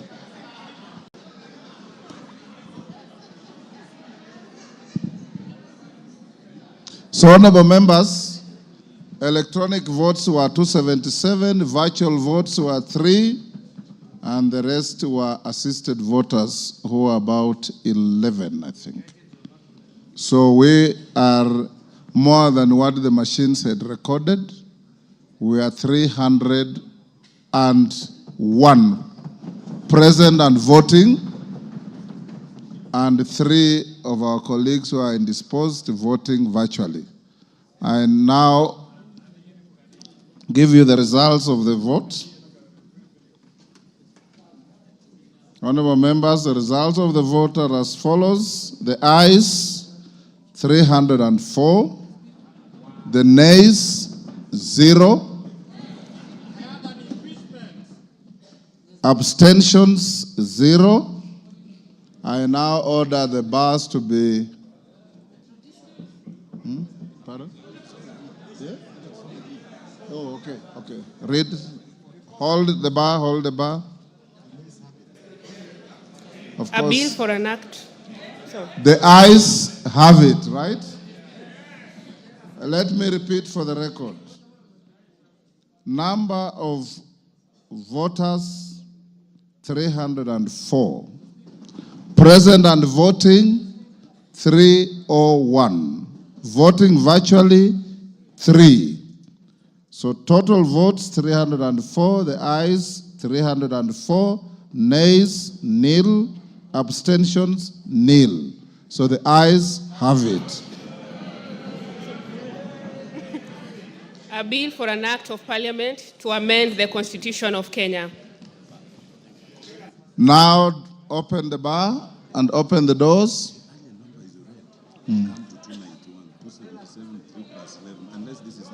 This is the 21. So you need to announce it. Honorable members, that is not the end of the vote. You will still have to vote in the committee in the third reading. So, honorable members, will you now be upstanding? Order number 11, Committee of the Whole House. Deputy Speaker.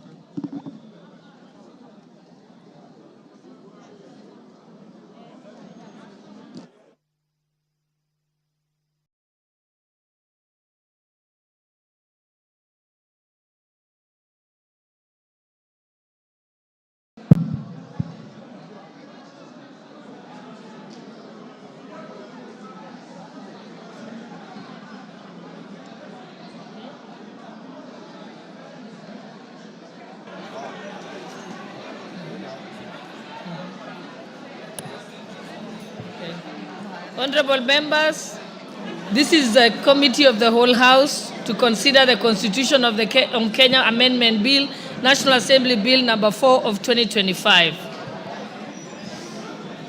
Clause 2. Honorable members, I propose the question that Clause 2 be part of the bill. Honorable members, I now put the question that Clause 2 be part of the bill. Will as many as of that opinion say aye? Aye. Will as many as of the contrary opinion say nay? The ayes have it. Title. I propose the question that the title be part of the bill. I now put the question that the title be part of the bill. Will as many as of that opinion say aye? Aye. Will as many as of the contrary opinion say nay? The ayes have it. Clause 1. I now propose the question that Clause 1 be part of the bill. I now put the question that Clause 1 be part of the bill. Will as many as of that opinion say aye? Aye. Will as many as of the contrary opinion say nay? The ayes have it. Mover. Honorable Chairperson, I beg to move that the committee do report to the House its consideration of the Constitution of Kenya Amendment Bill, National Assembly Bill number 4 of 2025, and its approval thereof without amendments.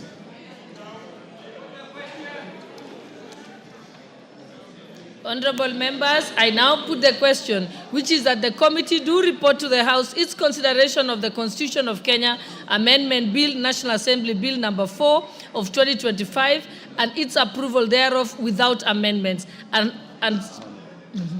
Will as many as of that opinion say aye? Aye. Will as many as of the contrary opinion say nay? The ayes have it.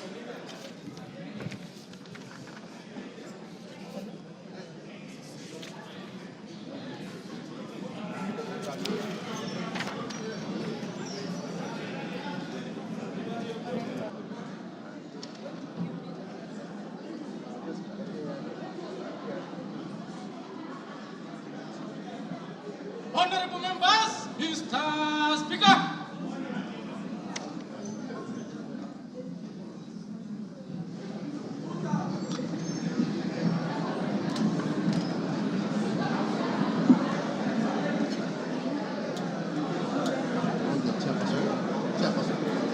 Here is a noise vote.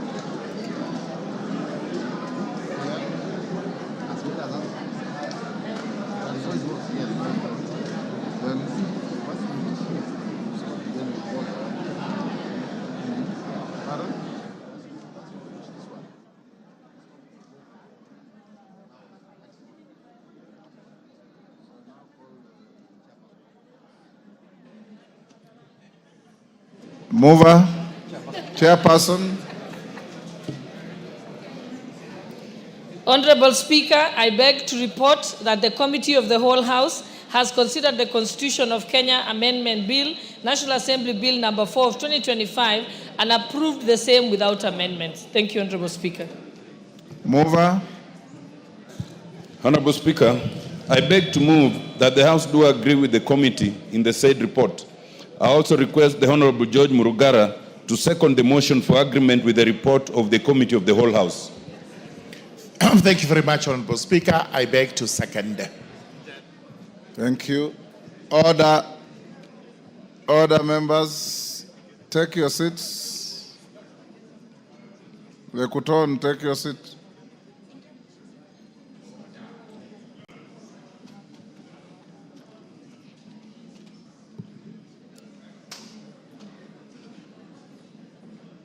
Some members just enjoy running across the floor, even if you take them to take the nearest seat.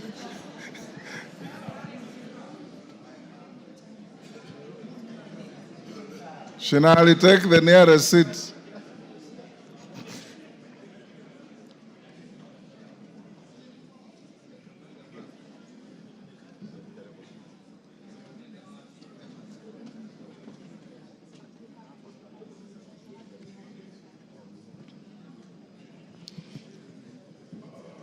Honorable members, I propose the question, which is that the House do agree with the committee in the said report. Honorable members, I now put the question, which is that the House do agree with the committee in the said report. This is a noise vote. As members of that opinion say aye. Aye. Will those of the contrary opinion say nay? The ayes have it. Mover. Hold on, mover. Take your seat. Order number 12, the Constitution of Kenya Amendment Bill, National Assembly Bill number 4 of 2025, third reading. Mover. Honorable Speaker, I beg to move that the Constitution of Kenya Amendment Bill, National Assembly Bill number 4 of 2025, be now read a third time, and I also request the Honorable George Murugara to second. Thank you, Honorable Speaker. Honorable Speaker, I beg to second. Members on their feet, take the nearest seats. Muliongi.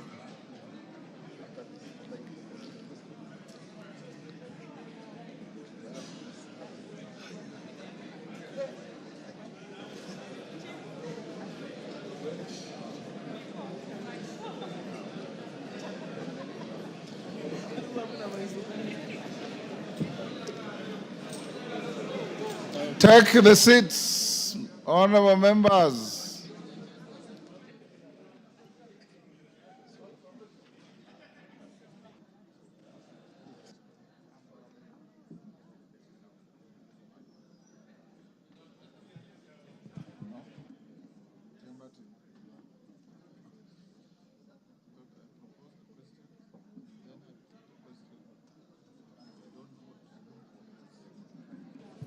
Honorable members, Kipepeo, take your seat. Honorable Osoro, freeze then.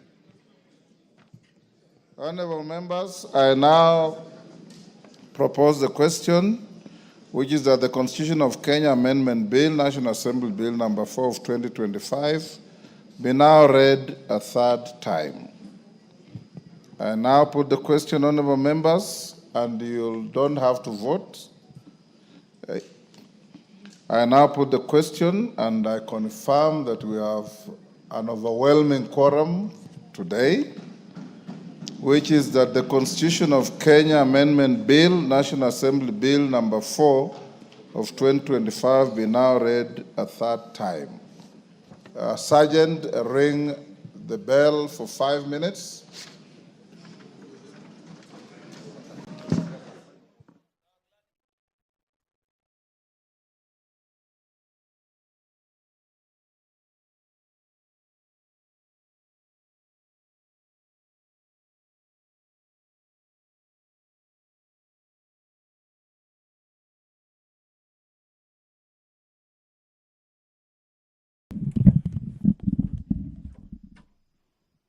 The division bell is once again on ring mode as the Constitutional Amendment Bill of the year 2025, this being Bill number 4, is now on the third reading, with the Speaker directing that the quorum bell be rung for 5 minutes for members who had perhaps stepped out of the chamber to come back for the House to vote on the bill again. At this particular juncture of this bill being stage number 3, the House will be voting again like they did at the second reading, with the threshold being 233 members.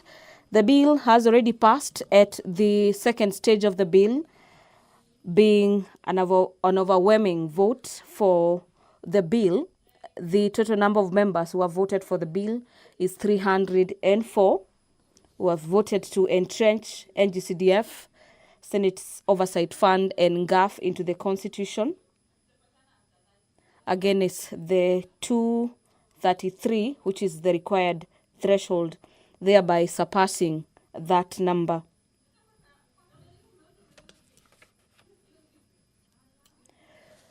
Upon the lapse of the 5 minutes directed by the Speaker, the Sergeant at Arms will be directed to draw the bars and close the doors for the House to vote for the Constitution of Kenya Amendment Bill at the third reading. Again, our dear viewers, the Constitution of Kenya Amendment Bill is a bill that is seeking to entrench NGCDF, Senate Oversight Fund, and the National Government Affirmative Action Fund into the Constitution.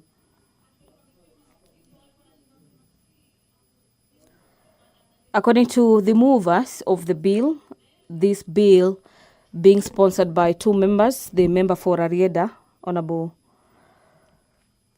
Paul Otiende Amolo, and Honorable Samuel Chepkonga, the bill will be seeking to ensure that there is reasonable access to exclusive national government functions in all the constituencies as envisaged in Article 6, subsection 3 of the Constitution, and ensure that there is participation of the people in matters identification and implementation of priority of national government programs. Allow me to hand over back to the chamber.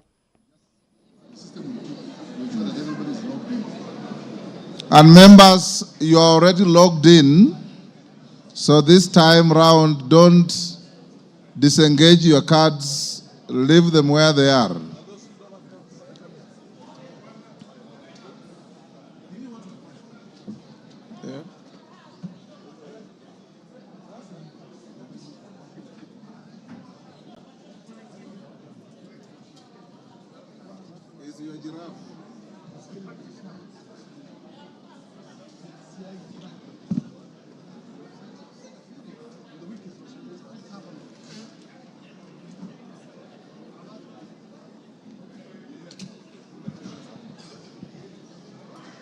Members who recessed to the rear, the 5 minutes are over.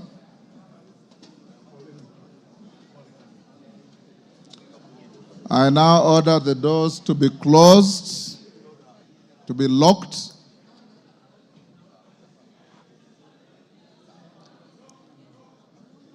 Lock the doors, draw the bars.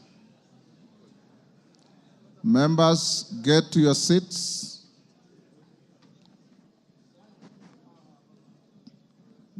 Go to your seats.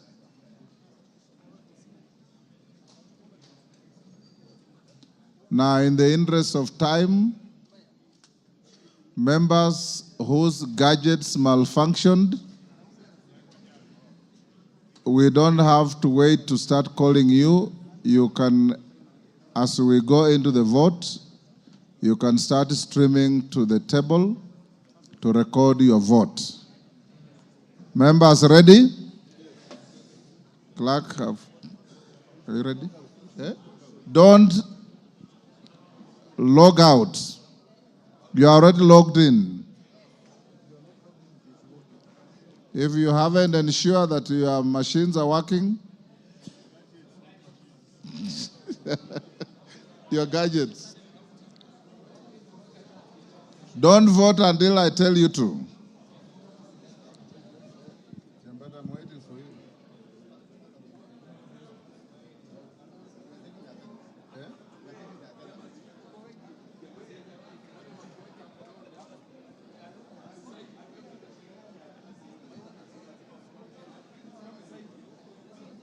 Battery. Since there's no contention, whether we'll see the attendance here and we'll see people voting. Yeah. Can we tell them to vote now?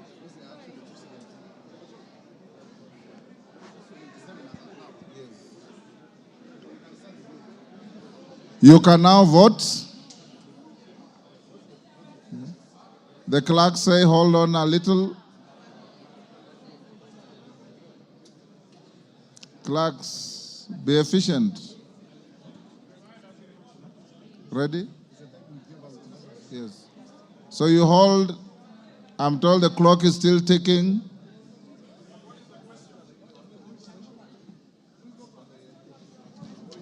I already put the question. Kajwang.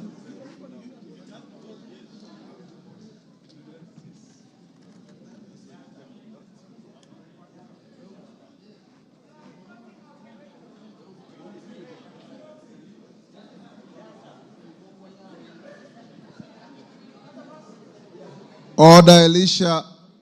You are an assisted voter? Then that does not include chatting away and laughing. You just queue here and wait to vote.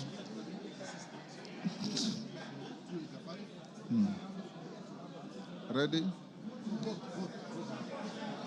Continue voting, those who have their gadgets working.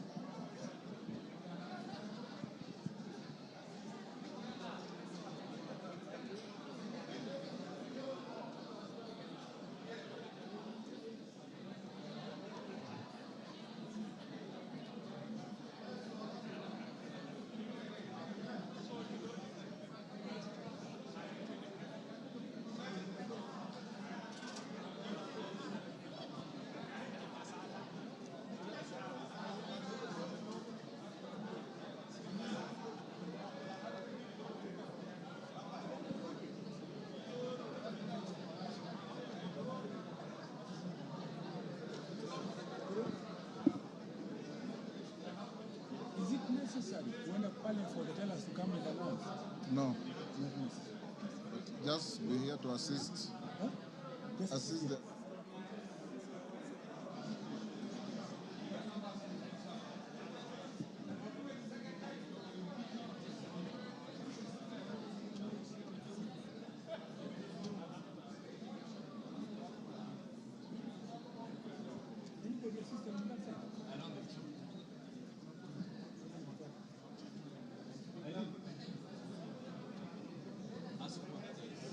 Assisted voters. There was Mrembo, there was Nganga. Or now your machine has worked.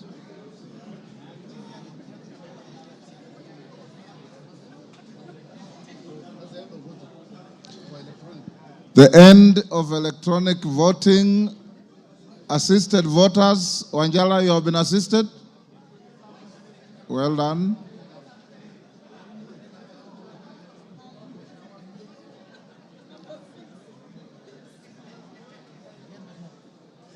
Taitum, you are also an assisted voter. The gadget is not working. What am I going to do?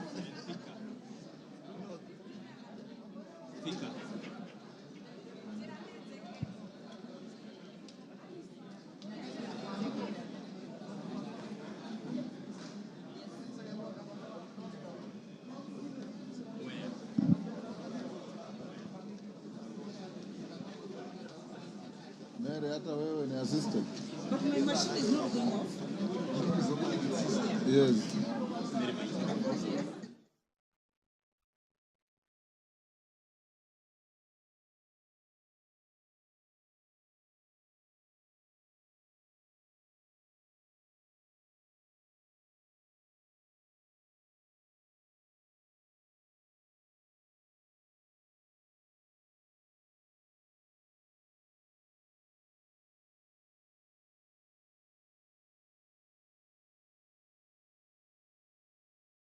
Has Honorable Rose Museo been assisted to vote? Yes, okay. Now go to the virtual voters. Honorable Kirwa, how do you vote? Yes or no? Yes. Yes. Yes, thank you.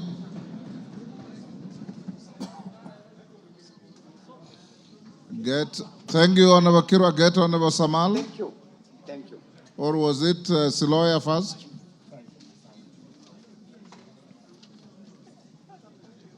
Yes.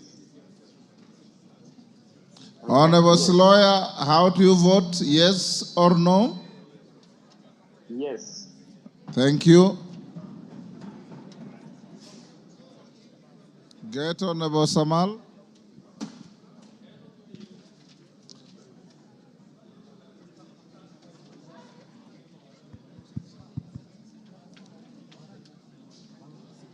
Honorable Samal, how do you vote? Yes or no?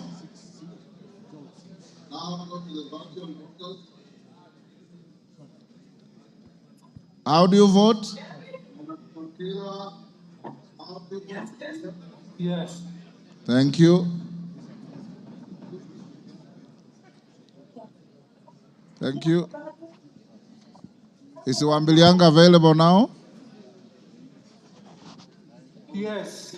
Thank you. You can discharge on Samal from the screen. Yes. And this lawyer.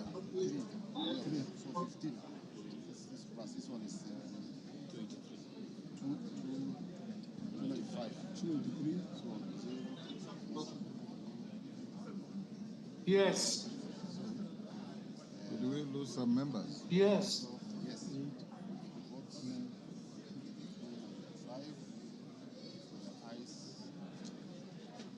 So in present voting is 283.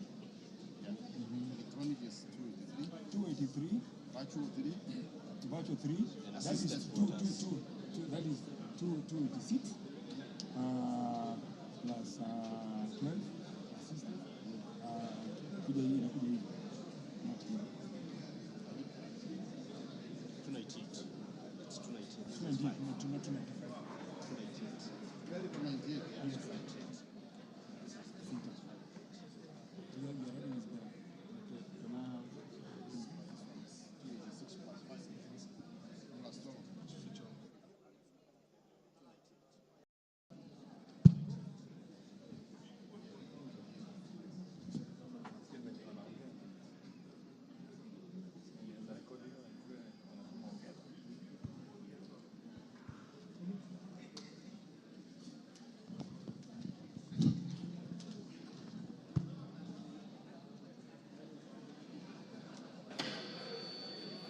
Order, honorable members. Order. Nyamita, take your seat. Honorable members, the results of the division are as follows. Number of members present and voting is 295. 295. Electronic voters, 283. Assisted voters, 12. Virtual voters, 3. Total, 298. So the results of the division is as follows. Ayes, 298. Nays, 0. Abstentions, 0. So the ayes have it.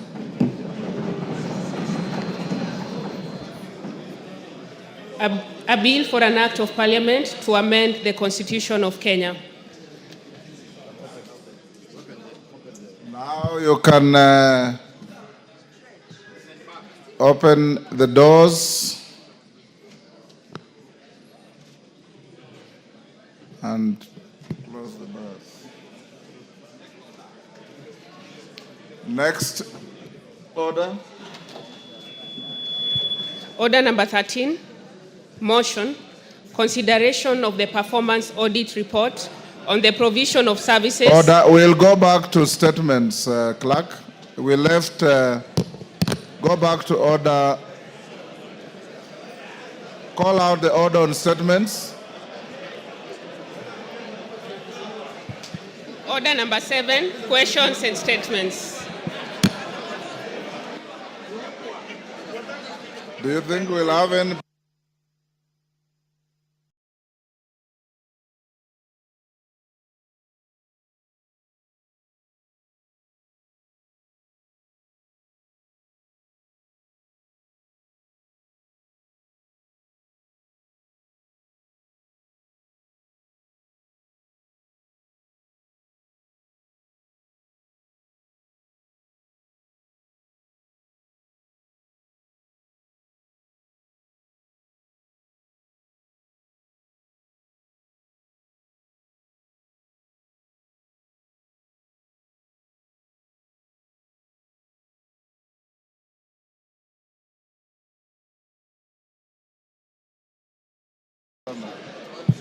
Members who had requests for statements. Where's my order paper?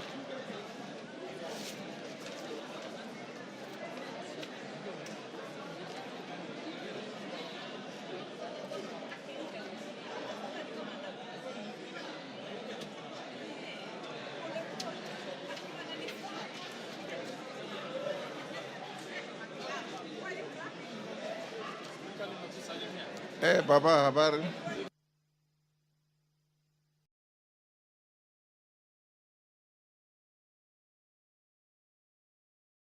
Order Beatrice Elachi. We are back to order number 7. The following members had request for statements: Elachi, member for Isiolo.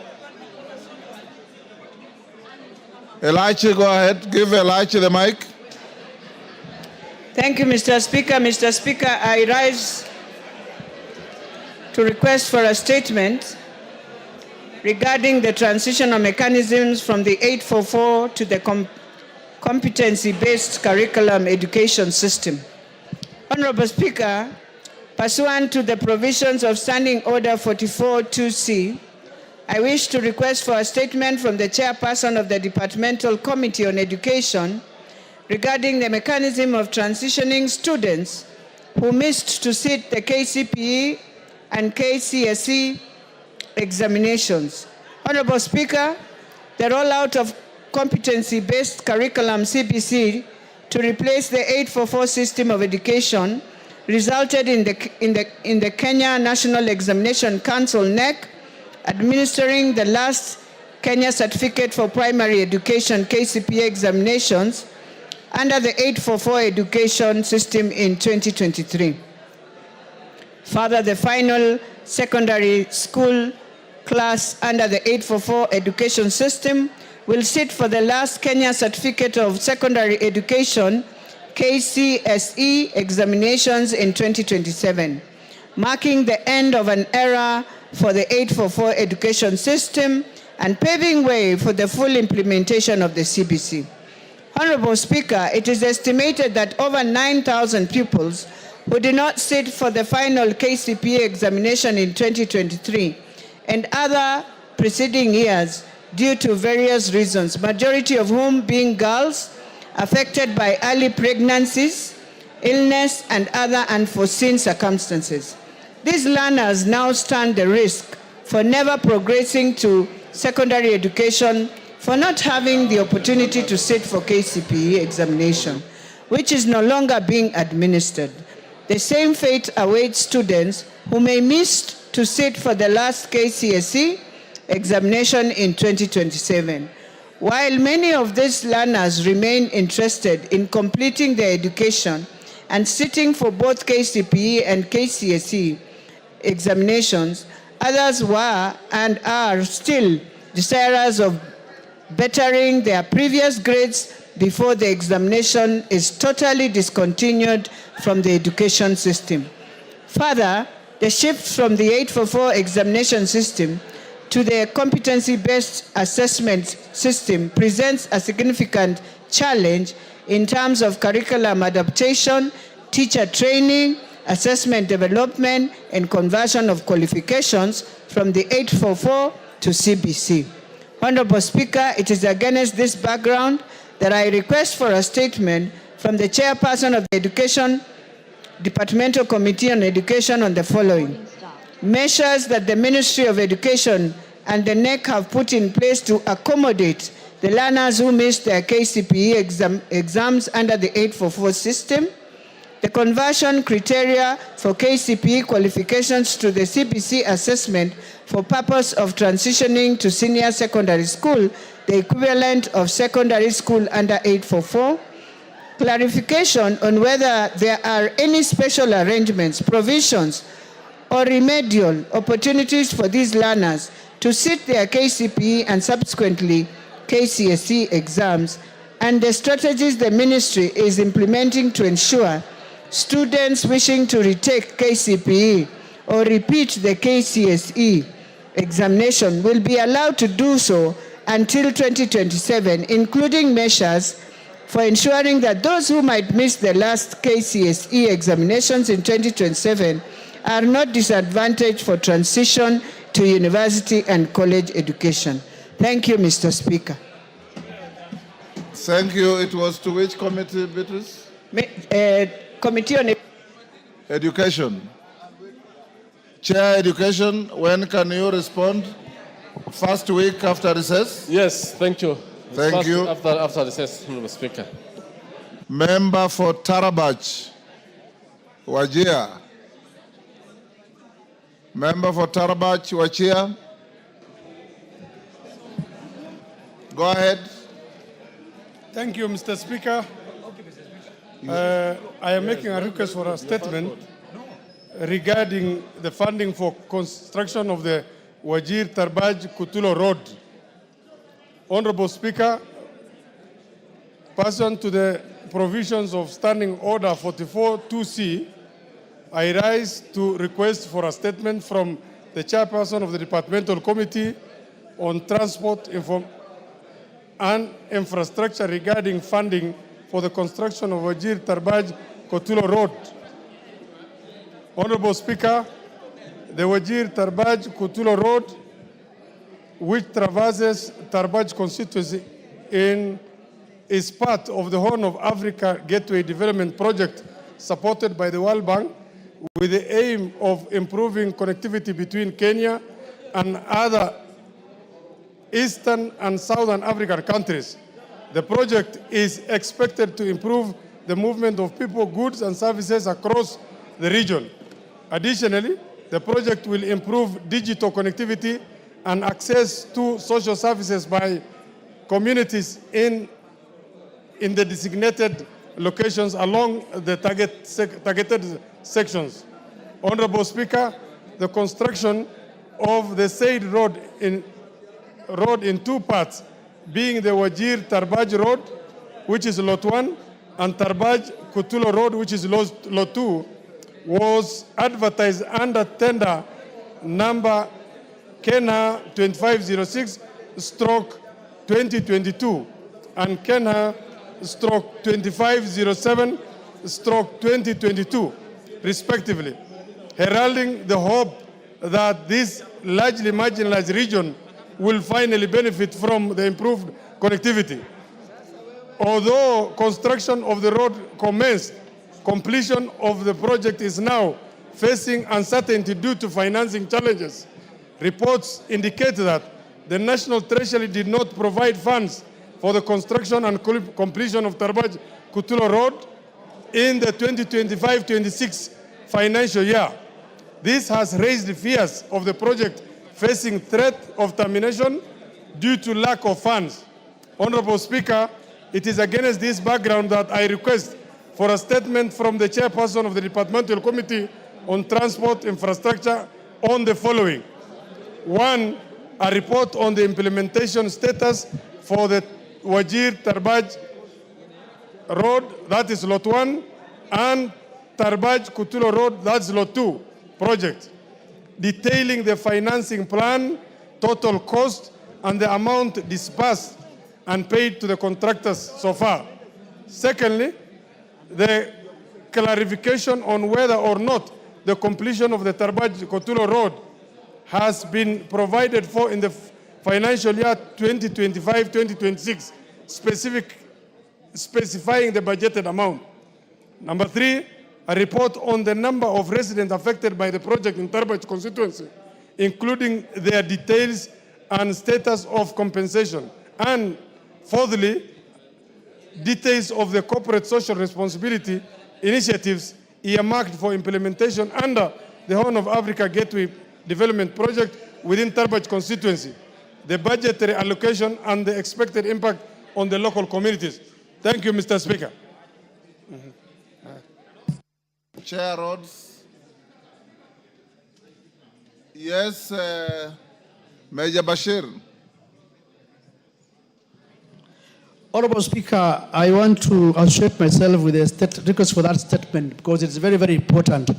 Honorable Speaker, you know the Horn of Africa Gateway Road project that has also already been, work has started. But as we speak now, it's not only the section where the member of parliament has talked about, a number of sections, actually the contractors have sort of downed their tools because funding or budget has not been factored in.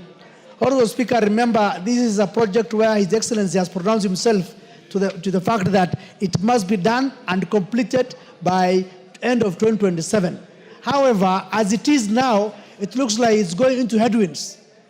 And this might affect the promise that has been made to the people of Kenya and to the people of Northeastern specifically, that the road from Mandera all the way to Madogashe in Isiolo will be tarmacked.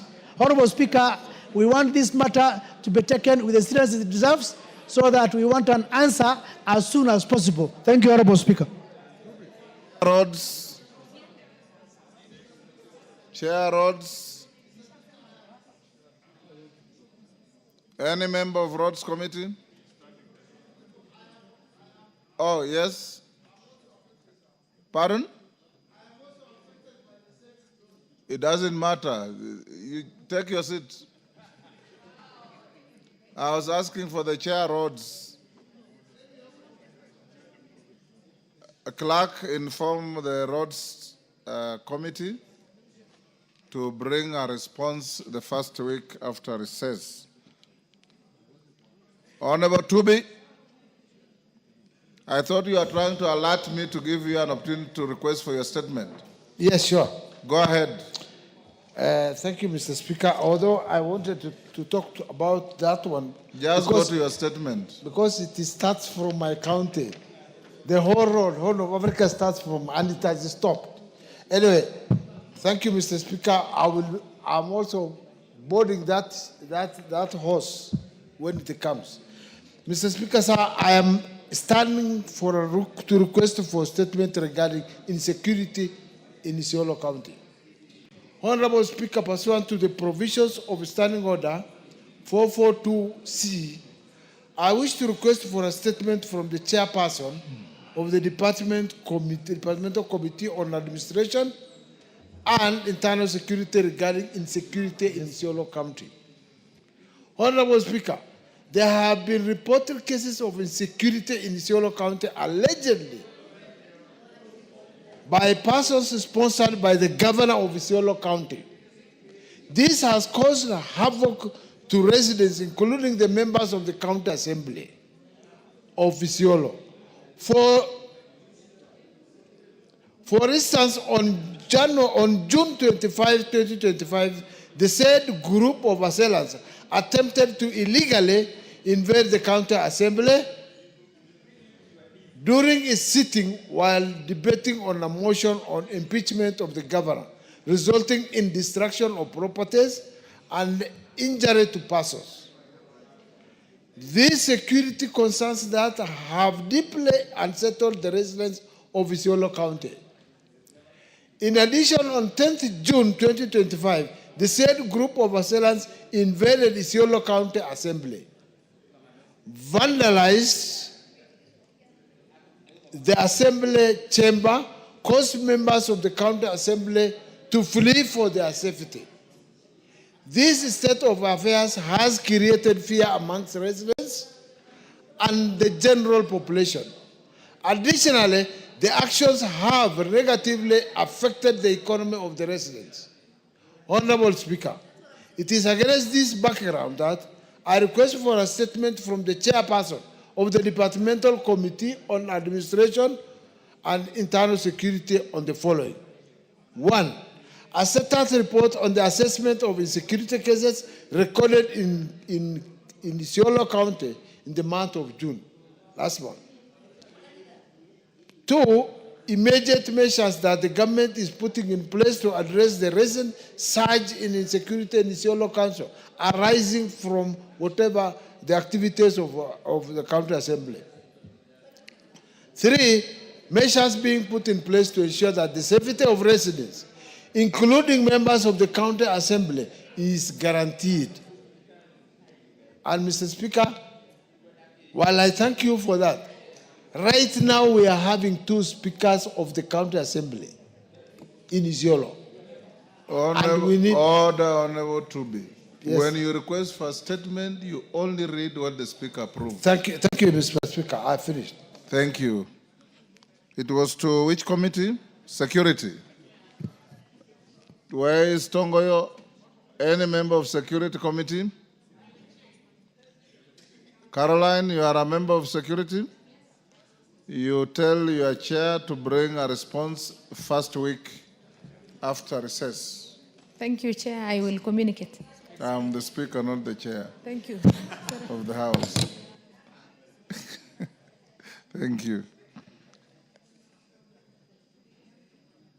Omanyo. Thank you, Mr. Speaker. Request for a statement on the operationalization of administrative units in Busia County. Honorable Speaker, pursuant to the provisions of Standing Order 44, 2, Section C, I rise to request for a statement from the chairperson of the Departmental Committee on Administration and Internal Security regarding inconsistencies in the operationalization of administrative units gazetted within Busia County. Honorable Speaker, the national government gazetted new divisions, locations and sublocations in Busia County as part of measures to enhance equitable access to government services and coordination of national government administration. However, the administrative units have been inconsistently and selectively operationalized in Teso sub-county, leaving out those within Busia County, Busia sub-county. They include Buhayo West Division, Mundika, Bugengi, Esikulu, Lunga, Buyosi, Murende, and Nasira locations, and Hungungu, Mundulusia, Budokomi, Munongo, Bukalama, Mujuru, Indoli, Sihabwa, Burumba, Bulanda, Mabale, Madele, Namikoye, Siamahanga, Nyibura, and Sikoma sublocations. Honorable Speaker, the inconsistencies in operationalization of administrative units in 2 sub-counties within Busia County disadvantages the residents of Buhayo sub-county in the access to critical government services, including security and recruitment opportunities such as teachers, police officers, and Kenya Defense Forces officers.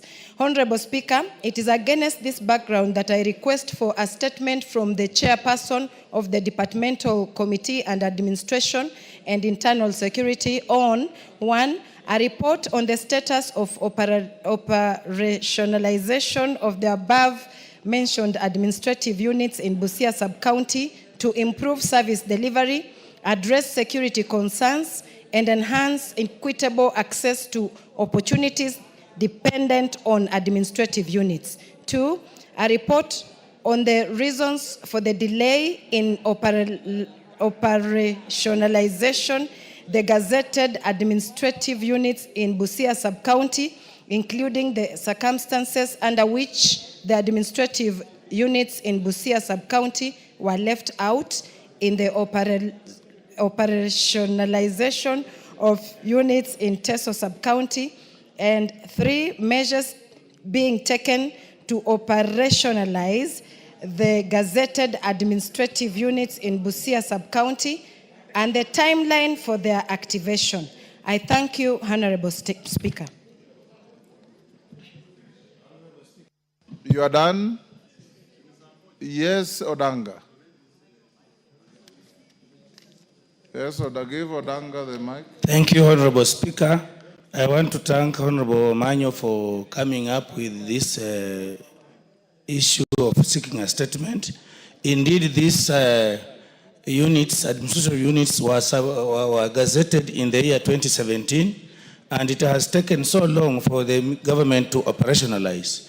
Last December, I did write and went to the Office of Interior, and we were promised that the division, particularly Buhayo West, and the sub-locations and locations were going to be operationalized, I believe that with this statement, the ministry will move with speed to ensure that they are operationalized for purposes of bringing services closer to the people. Thank you, Honorable Speaker.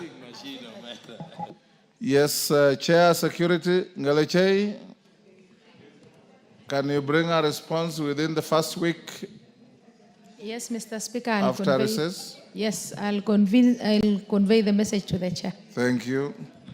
Wamrada.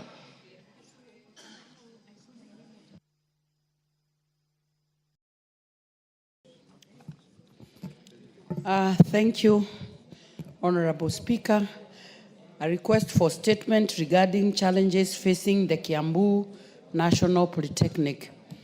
Honorable Speaker, pursuant to the provision of Standing Order 44, Section 2C, I wish to request for a statement from the chairperson of the Departmental Committee of Education on measures taken to resolve the challenge facing the Kiambu National Polytechnic, formerly known as Kiambu Institute of Science and Technology, and popularly known as KIST. Honorable Speaker, Kiambu National Polytechnic, formerly known as Kiambu Institute of Science and Technology, is a national TVET institution established in 1973 and fully accredited by the Technical and Vocational Education and Training Authority to offer diploma, craft, and artisan courses. The Polytechnic has a student population of 9,528 trainees. Despite its vital role, the institution faces various operational challenges, including a severe staffing shortfall, notably based on TVETA recommended student instruction ratios of 1 to 15 for practical classes, 1 to 30 for theory, and 1 to 10 for high-risk workshop. Kiambu National Polytechnic requires at least 550 trainers. However, the Public Service Commission has provided only 163 trainers. And due to this shortage, the Polytechnic has had to hire 160 additional trainers using the internally generated funds, thereby diverting resources meant for the infrastructure and equipment to payment of trainers, with employment projected to hit 12,000 by September 2025, and an additional 400 trainers will be needed. Additionally, Honorable Speaker, there are serious delays in the disbursement of government funding in the learning institution. And out of the 30,000 per student capitation to the Polytechnic learners, only 13,000 has been released in the financial year 2024-2025. The Polytechnic also has a severe shortage of hostels, laboratories, classrooms, and training equipment. Honorable Speaker, it is against this background that I seek a statement from the chairperson of the Department Committee of Education on the following. Number one, a report on steps being taken to recruit at least 400 additional trainers for KINAP ahead of the September 2025 intake. Number two, reasons for the delay of the disbursement of capitation and measures put in place to expedite and release HELB loans and scholarship to the students in the Polytechnic. Number three, the progress made implementing the 1,240 students accommodation units under the AHP to ensure availability of adequate accommodation in the institute and in the institution. And finally, number four, the plans by the Ministry of Education to fund and equip the specialized technical departments in the institution. Thank you, Honorable Speaker. Thank you, Amrada. Chair Education. Any member of Education Committee? Clerk, you notify the committee to bring a response within the first week on resumption. I think those are the only members who had requested for statements. A response to a statement. Molo, are you ready for Wangari's response? Yes, Honorable Speaker, on the 16th of April of 2025, the Honorable Member for Gilgil, the Honorable Martha Wangari, CBS, sought a statement from the Committee of Finance and National Planning on the status of the Aviator game of chances. In particular, the Honorable Member saw the following questions. One, the legal status of registration of the Aviator game of chance in Kenya. Two, how much revenue the country got in terms of taxes from betting and gaming activities in the country. Three, statistics on how much Kenyans spend per year on betting and gaming. Four, the steps being taken by the Betting Control and Licensing Board to control the proliferation of all manner of advertisements on audio, video, and print media relating to Aviator gaming. Five, criteria and regulations used by BCLB to authorize and regulate the Aviator games of chance in the country. And lastly, a list together with the license numbers and dates of firms, including media stations, authorized to conduct games of chance in the country. And again, lastly, a list of the Betting and Control Licensing Board of ongoing and concluding discipline cases taken against errant betting and gaming firms and media stations in the country for the last 1 year. Honorable Speaker, due to the busy schedule that the committee has had during now the preparation of the budget process, we did conduct the first meeting with the Kenya Revenue Authority. They gave us the first preliminary report on Thursday, the 3rd of June. However, there are still pending discussions, Honorable Speaker, by especially the Betting Control and Licensing Board, because the Betting Control and Licensing Board is the one that is mandated by law to license, monitor, deregister, or suspend any operations in case of a need-to-day basis. This CLB, as you know, Honorable Speaker, is established by Section 3.1 of the Betting, Lotteries and Gaming Act, Cap 131 of 1966. Honorable Speaker, betting and gaming fall into three categories. Namely, we have what we call the sports book, casinos, and lotteries. Casinos are again subdivided into online casinos, which include Aviator, Jackpot, and other virtual games, and land-based casinos, including slot and table games. Sportsbook betting is a form of gambling that involves wagering on sports such as golf, football, basketball, baseball, ice hockey, horse racing, boxing, and mixed martial arts. The public gaming, commonly known as casinos, consists of online gaming and land-based casinos. The games include, including Aviator and Jackpot, and other crash games. Visual games, table games like blackjack, poker, and roulette. We have other games like slot games, etc. The lotteries are a form of gaming conducted by registered institutions to raise funds for charitable purposes under Section 36 of the BLC Act, and are done by buying raffles or lottery tickets, and draws are conducted to determine the winners.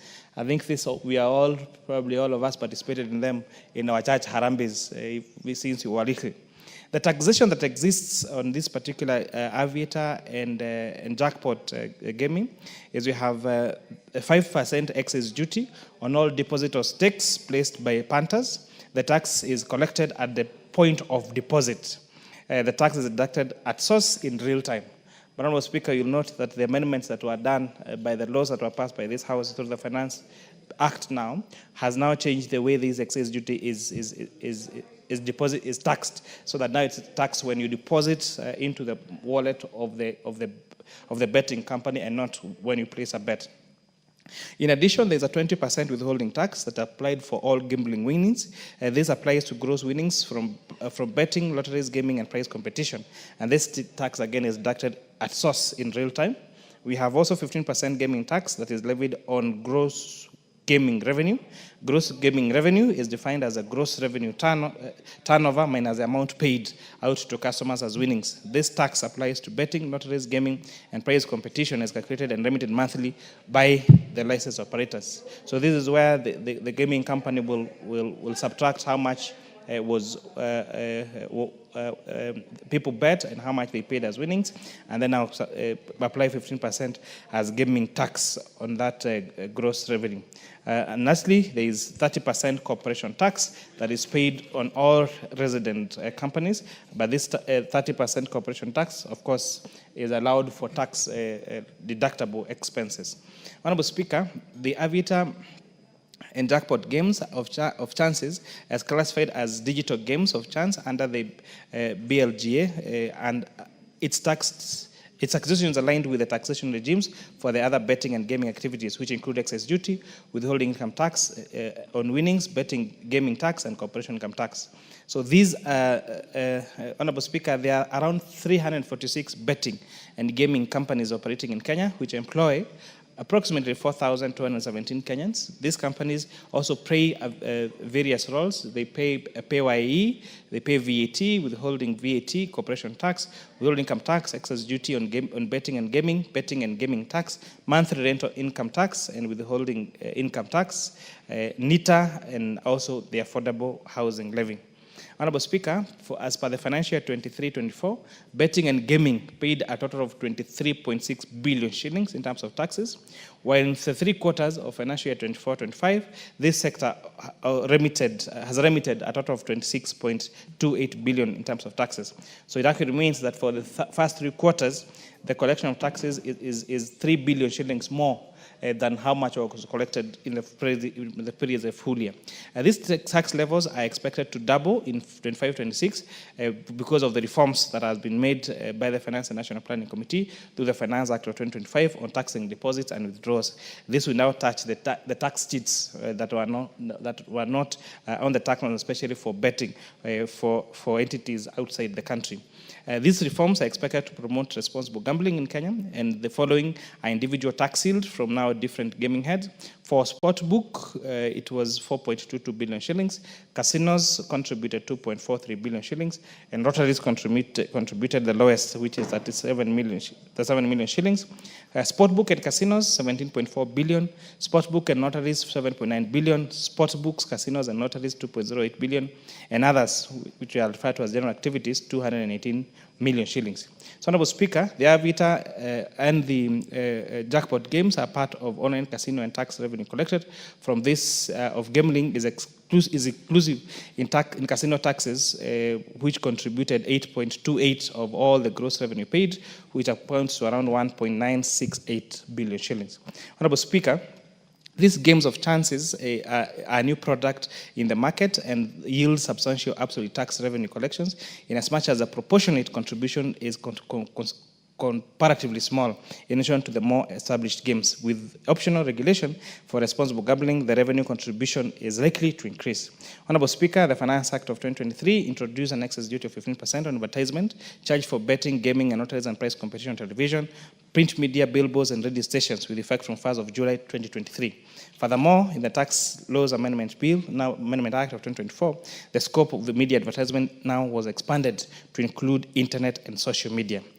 The committee is scheduled to meet with the Betting Control and Licensing Board during the short recess to address the remaining pertinent issues outstanding matters that shall appraise the House immediately upon resumption from the recess. So the outstanding matters, Honorable Speaker, remains the following: 1, the legal status of the Aviator and jackpot games of chances in Kenya, the steps being undertaken by Betting Control and Licensing Board to control the publication of all manner of advertisements on audio, visual, and print media relating to Aviator game, the criteria and regulations used by BCLB to authorize and regulate these games of chances, and then a list together with the license numbers and dates of the firms, media houses, and other authorized media that conduct the games of chance in this country, and lastly a list of from the Betting Control and Licensing Board of ongoing and concluding disciplinary cases against errant betting and gaming firms and media stations in the country for the last 1 year.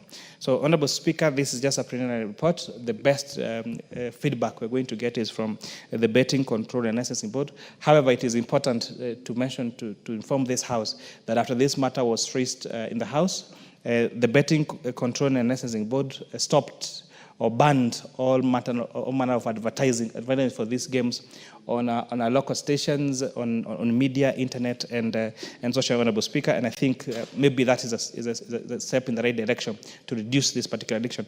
And Honorable Speaker, perhaps when this discussion came up, we had a lot of views from the members of the public about not just these particular games of chances, but, Honorable Speaker, betting, we call them price control games that are played especially in our vernacular radio stations. So, Honorable Speaker, if you listened to any of the vernacular radio stations, whether it is the morning or in the afternoon or in the evening, our grandparents are being told to stake a particular amount to buy a motorcycle at 100 shillings. And Honorable Speaker, it's imperative how much people are putting on this price control, what's called price betting, Honorable Speaker.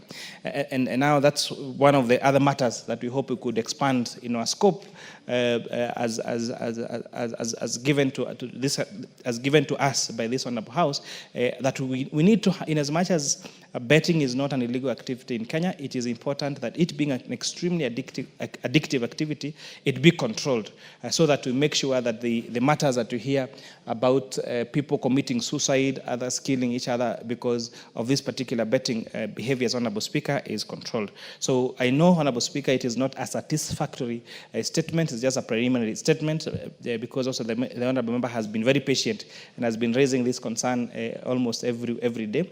And so once now we come back from the short recess, we anticipate, we will focus and purpose to have a comprehensive statement on the same. I thank you, Honorable Speaker.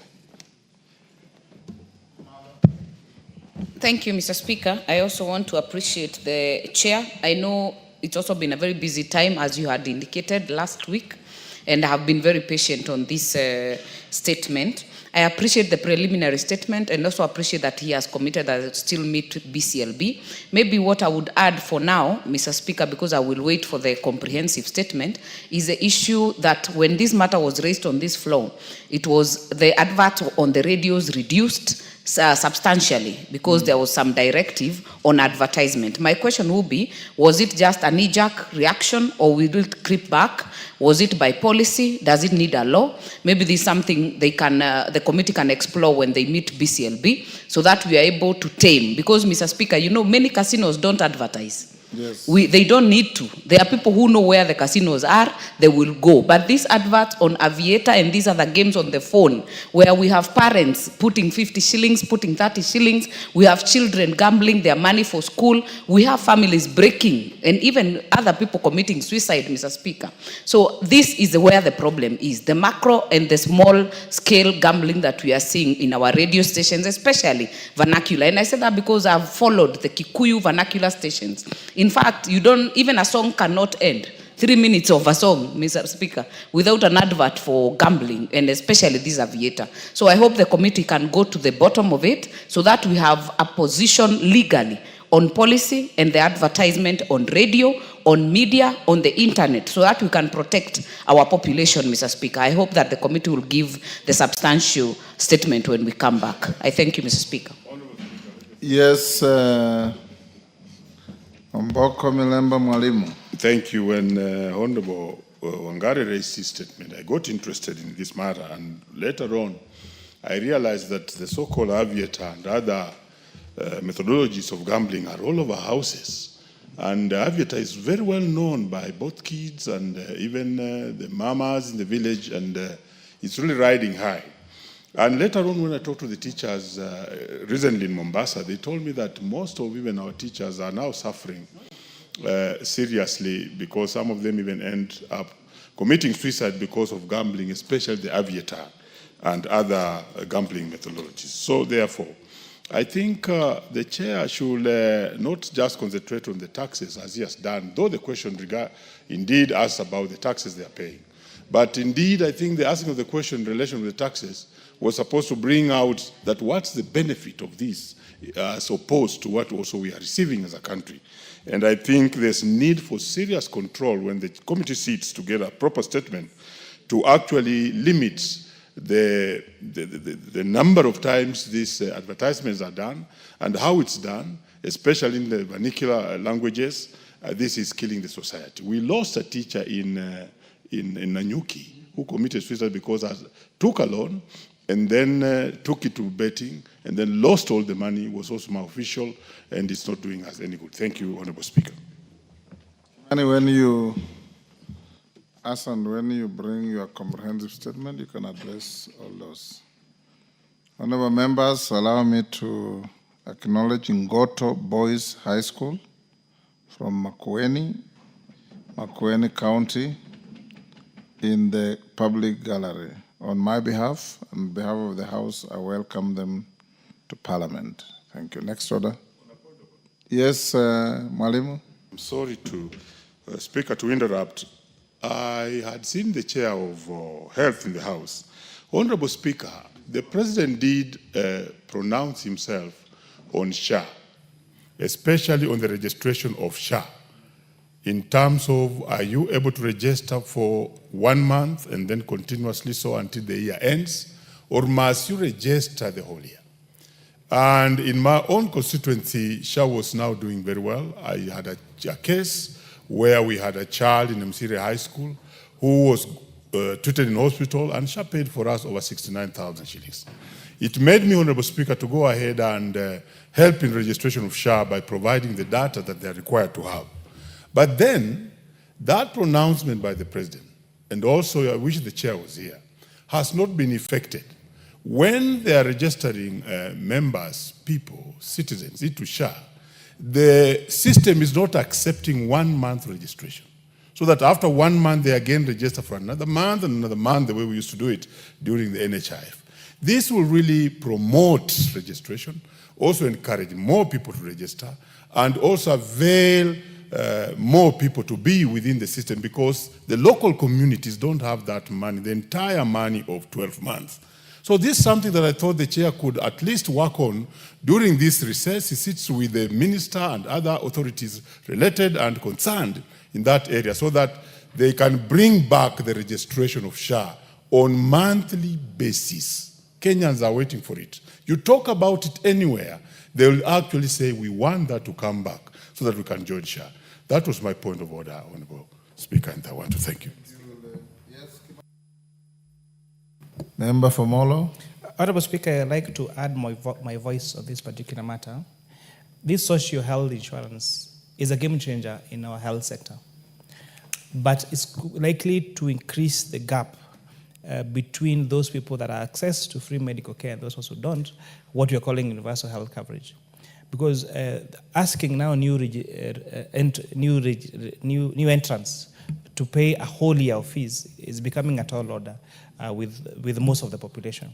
So I really urge the committee to have a discussion with the ministry and tighten now that all the loopholes for all those people who are claiming fictitious SHA payments seem to have been sealed, and now to revert back to at least a month of payment and have someone be able to access medical insurance, even 1 month of registration, because the requirement for 1 year is becoming too long and actually quite a heavy burden to Kenyans. I thank you, Honorable Speaker. Is there anybody? Yes, Wangwe. Thank you, Honorable Speaker. Honorable Speaker, on this issue of SHA, there happens to be an issue of when the contributant is unwell, admitted to hospital, and at what stage is he now going to pay for SHA?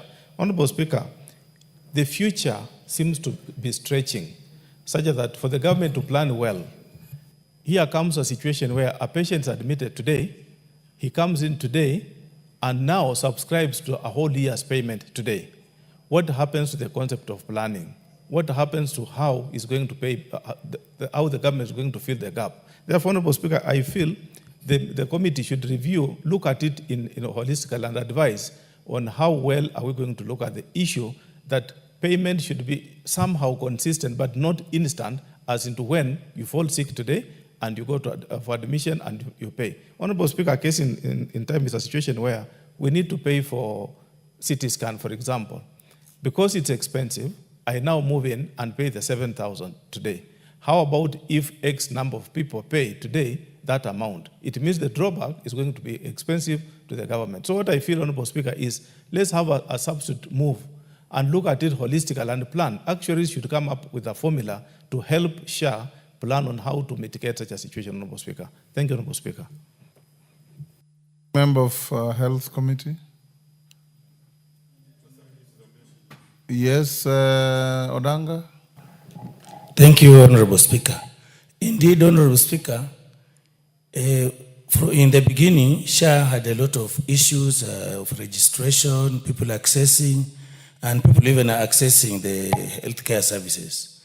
But today, moving around the countryside, you will find that many people who are members of SHA are now accessing the services more than before.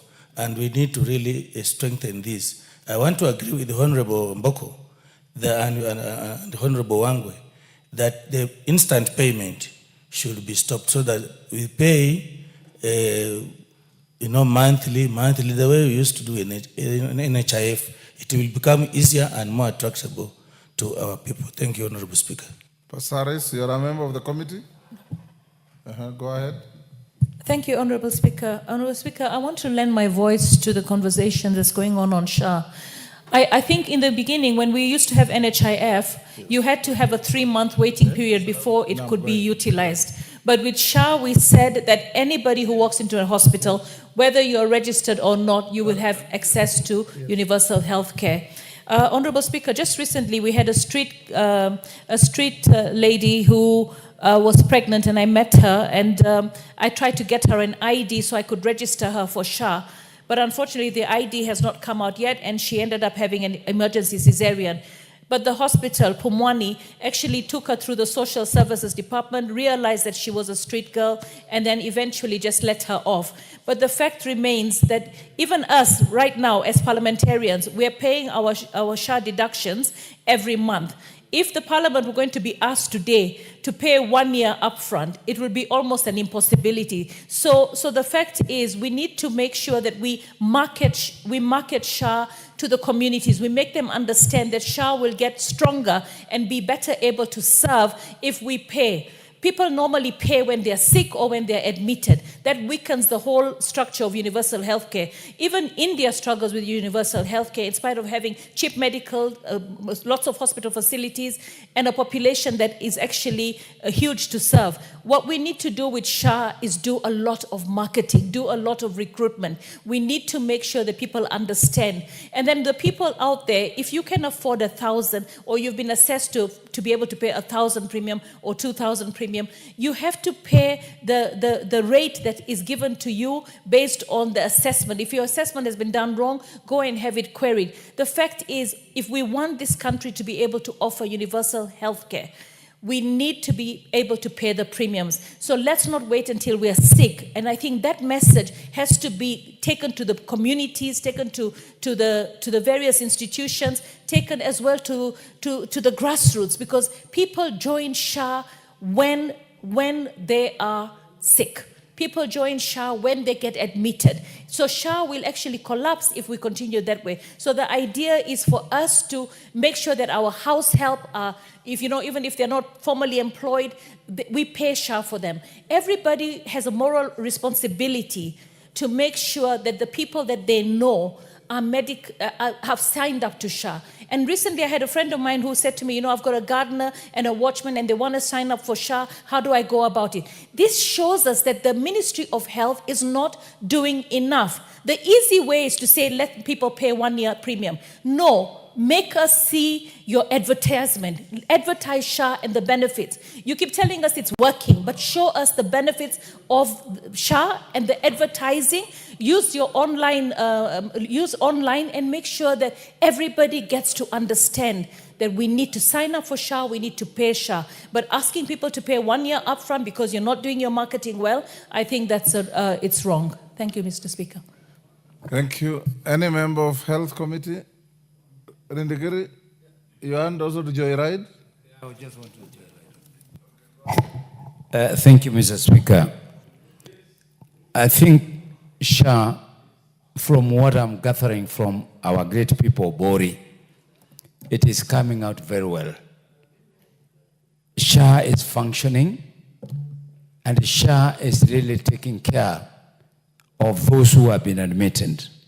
seeking medical attention. Mr. Speaker, the only problem is accessibility for some people, particularly in the rural areas.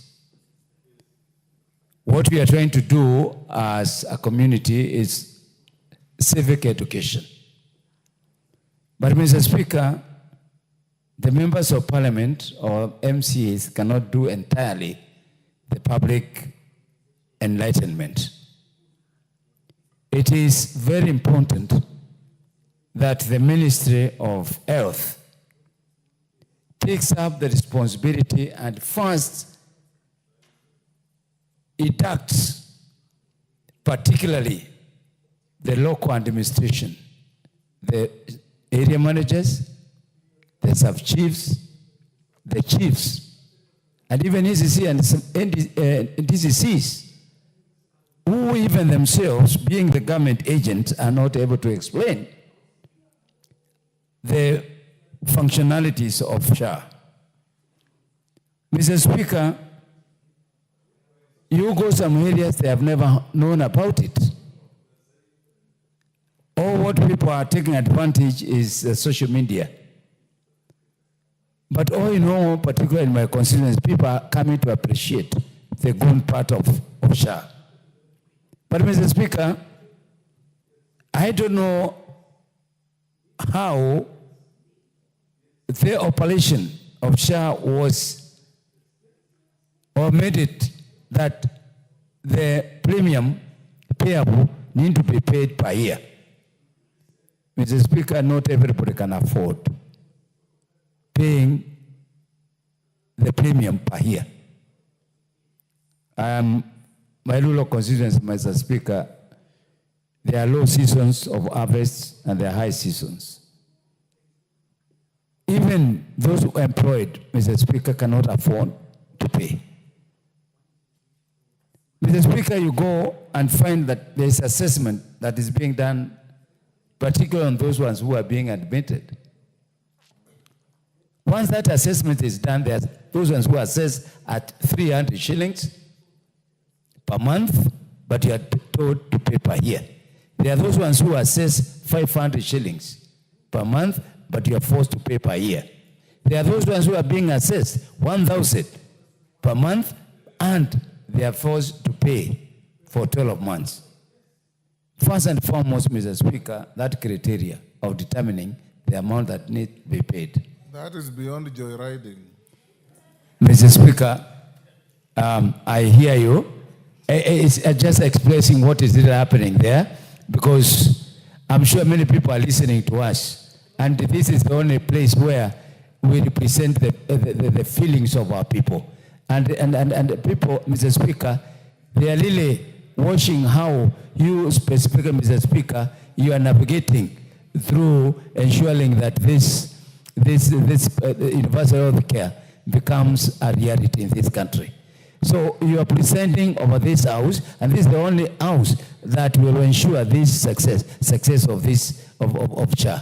So, Mr. Speaker, I'm not only joyriding, but I'm really enhancing the authority of this house in supporting the government, initiate the proper process of making sure that so many people join and the expense of joining. I thank you, Mr. Speaker. Clerk, you'll advise Committee on Health to bring the response to Milemba within the first week after recess. Next order. Order number 13, motion, consideration of the performance audit report on the provision of services to persons with disabilities by the National Council for Persons with Disabilities. Emmanuel Wangwedas, your committee? Yes. Go ahead. Thank you, Honorable Speaker. Honorable Speaker, I beg to move that this House adopts the report of the Public Investments Committee on Social Services, Administration and Agriculture on its consideration of the performance audit report by the Auditor General on the provision of services to the persons with disabilities in the National Council for Persons with Disabilities, laid on the table of the House on Tuesday, 30th July 2024. Honorable Speaker, allow me to begin by asking ourselves on what is this we call performance audit report. Honorable Speaker, performance audit report is a self-moved report by the Auditor General pursuant to Section 36 of the Public Audit Act, particularly Cap 412B, which provides in verbatim that the Auditor General shall conduct performance audit to examine the economy, efficiency, and effectiveness with which public money has been expended pursuant to Article 229 of the Constitution. Honorable Speaker, many of my colleagues in this House would expect that when PIC presents a report, it presents a report looking at numbers that have been audited from a particular entity, so that we consider and see whether efficiency, prudency, effectiveness of the expending has been done. But on this one, Honorable Speaker, this is a motion by the Auditor General herself to understand what is it that is happening in the Council for Persons with Disabilities. Honorable Speaker, the report was tabled in July 2024, but thank God, after that, Honorable Speaker, in May last month, 2025, we passed in this House the Persons with Disabilities Act, which ended up correcting so many of the observations that were done by the Auditor General in this report. Honorable Speaker, the Auditor, having moved on her own motion to understand what is happening in the Council for Persons with Disabilities, there are several issues that were raised, which came up and which made the Auditor General to feel that the Council would be not moving in the right direction or not attaining the threshold that is required, Honorable Speaker. The various issues I would want to enumerate here, Honorable Speaker, forms part of the concerns that struck the eye of the Auditor General, prompting her now to move in and start the audit to submit the report to the House. One, Honorable Speaker, there are issues of delay. There were issues of delay in the registration of persons with disabilities. Honorable Speaker, persons with disabilities are subjected to various forms of delay to register. And the only way, Honorable Speaker, to recognize somebody that he or she is a person living with a disability is the registration. And Honorable Speaker, you find that registration of persons with disabilities is such a tedious exercise that it's not you and I that has to undertake the registration. It is so classified that the Director of Medical Services is the approved entity to list or to enumerate who is this person that is living with disability. Honorable Speaker, where do you get this service and who is this Director of Medical Services that is all round to find that he provides the registration of persons with disabilities? You end up finding, Honorable Speaker, that the backlog of unsigned disability assessment forms continue to be experienced in the county level offices. Honorable Speaker, it is not easy. We only have maybe about 6 medical officers who are eligible to enumerate the persons with disabilities. So what happens to the rest of the persons with disabilities? A number of counties have made disability assessment free of charge, yes, while others continue to charge between 200 to 1,500 for you to be registered. Honorable Speaker, this is statistics for the audit that was carried between 2013 and 2020, when the Auditor General, on her own motion, moved in to find out what is happening in the Council for Persons with Disabilities.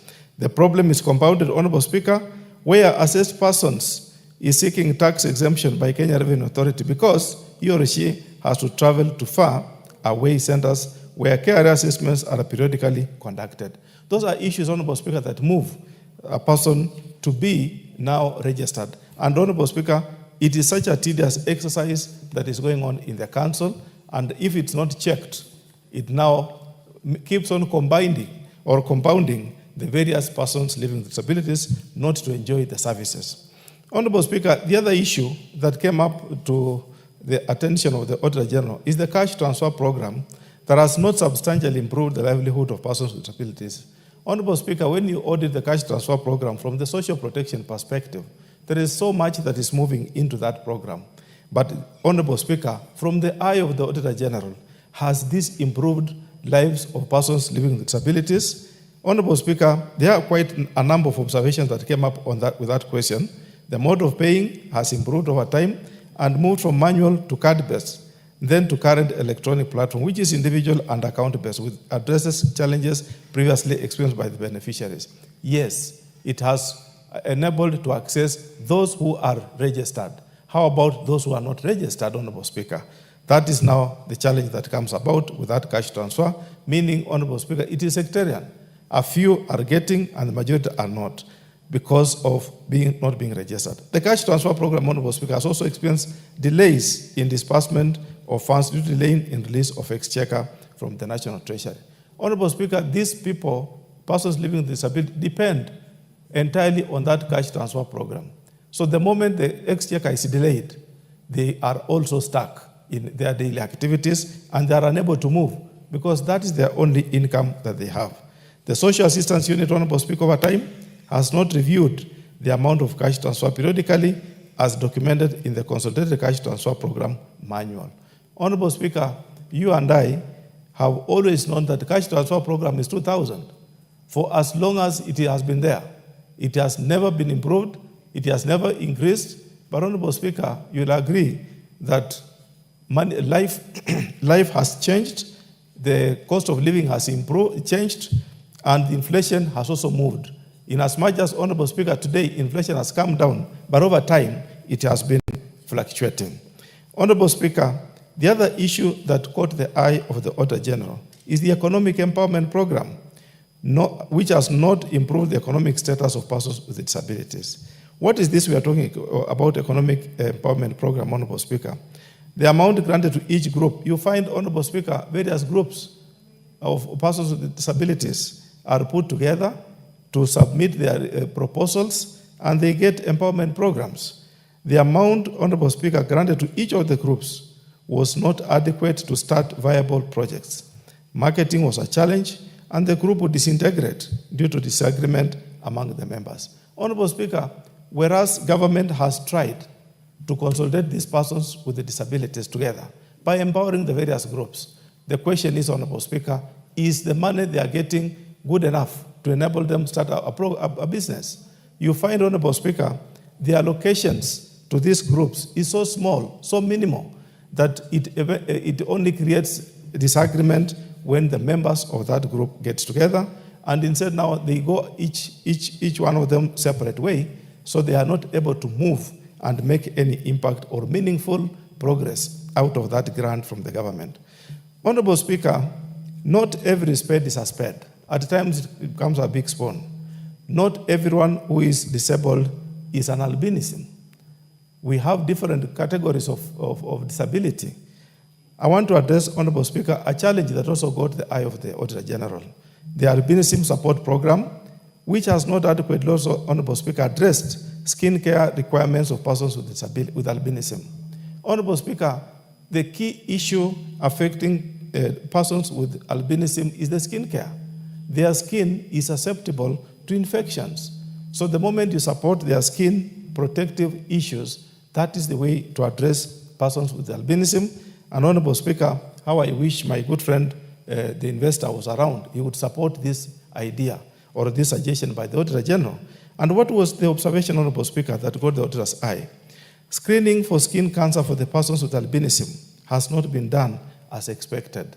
Her finding, Honorable Speaker, goes on to say that this was attributed to non-functional serotherapy machines in some instances, lack of necessary training on the use of machines, and lack of awareness on the need for skin cancer screening by persons with albinism.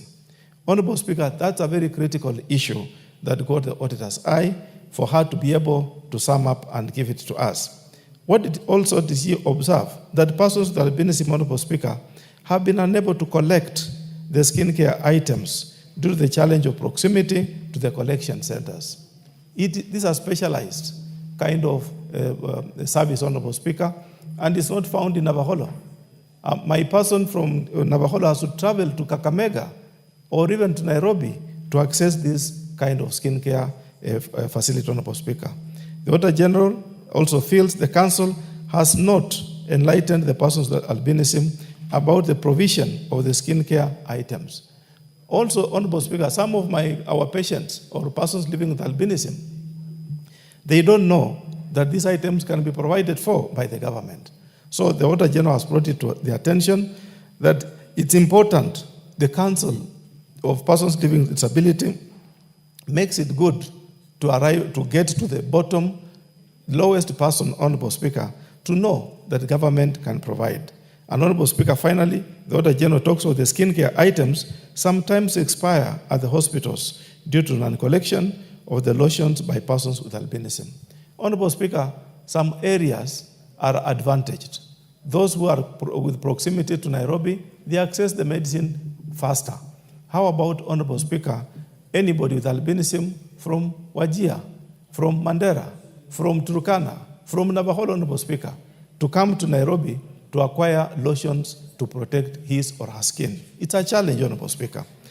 Honorable Speaker, the other issue that got the eye of the Auditor General was the issue on infrastructure and equipment support program, which has not adequately improved the status of institutions supporting learners with disabilities.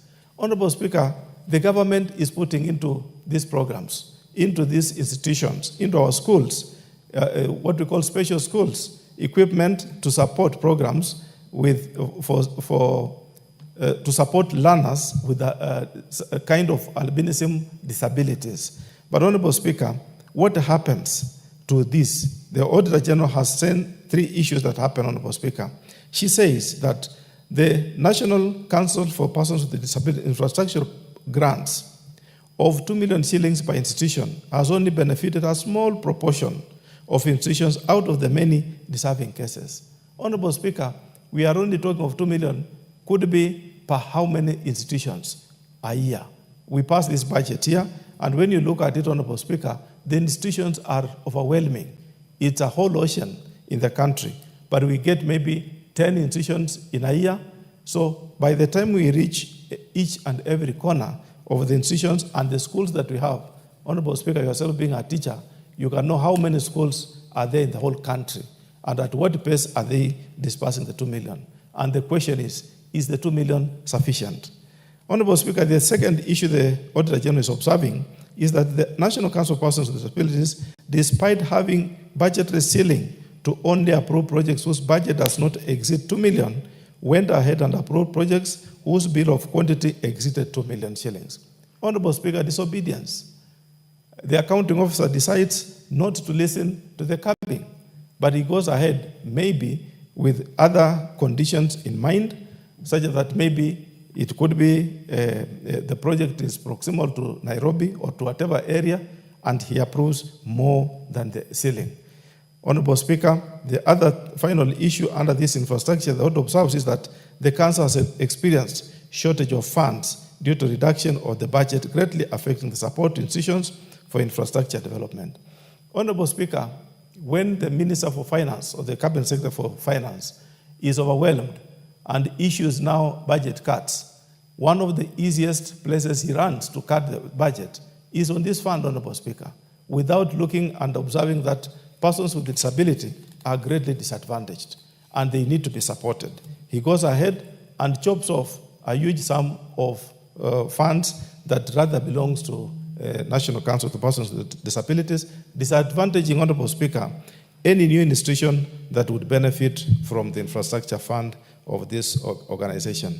Honorable Speaker, the last issue that the auditor felt is important, this House, the second last, this House seizes off this matter, is the assistance devices program, which has not, Honorable Speaker, adequately addressed the needs of persons with disabilities.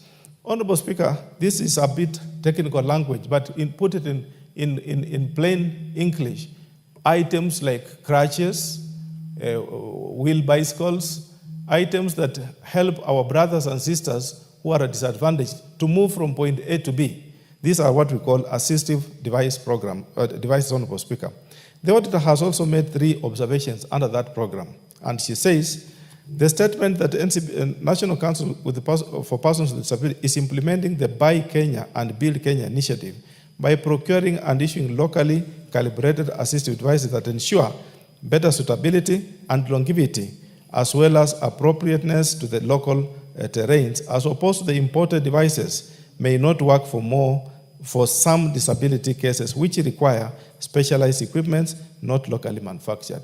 Honorable Speaker, the issue of Buy Kenya, Build Kenya, for that period when it was enforced, it also applied to this, such that, Honorable Speaker, you could only get the items that were being made with our brothers from Kikomba, our brothers from the light industrial areas in Kenya, so that, Honorable Speaker, how about those who had spine conditions, whose wheeling required some kind of technically assembled equipment, Honorable Speaker?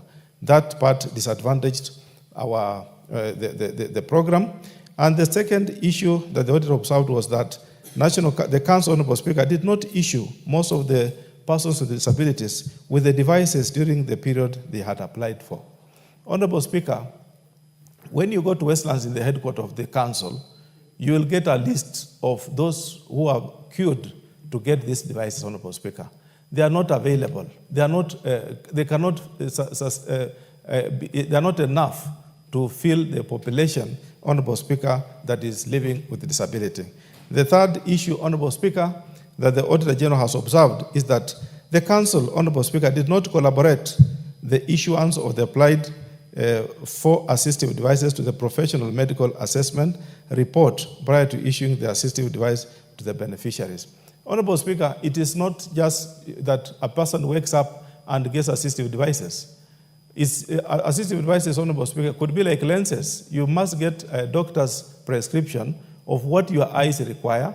Then you go to the shop and procure the lenses, depending on how you've been assessed, Honorable Speaker. You find that there was no collaboration.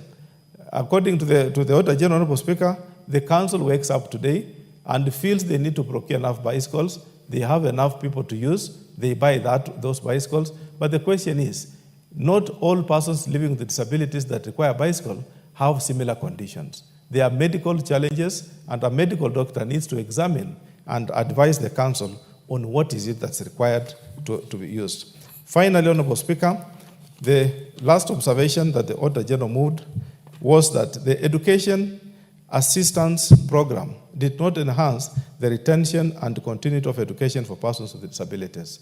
Honorable Speaker, despite the fact that the program was there, did it retain enough persons with disabilities in school? The answer is no. Did it support the improvement of persons with disabilities? The answer is, Honorable Speaker, we need to do more. More needs to be done so that we retain these people in school and enhance and move forward that persons with disabilities, Honorable Speaker, also get the right education. Honorable Speaker, I want to state a case in time in my constituency, Honorable Speaker. Myself, it comes a time when, Honorable Speaker, I had a sponsor who gave me enough bicycles for persons with disabilities. But, Honorable Speaker, you find that these people end up leaving some of those bicycles at home. They would want to walk with that kind of strain to go to the market. For what reason, you can't understand. A young person whom you have given a bicycle to use feels better not to use that bicycle when he's coming to see you, so that, Honorable Speaker, you sympathize with that person.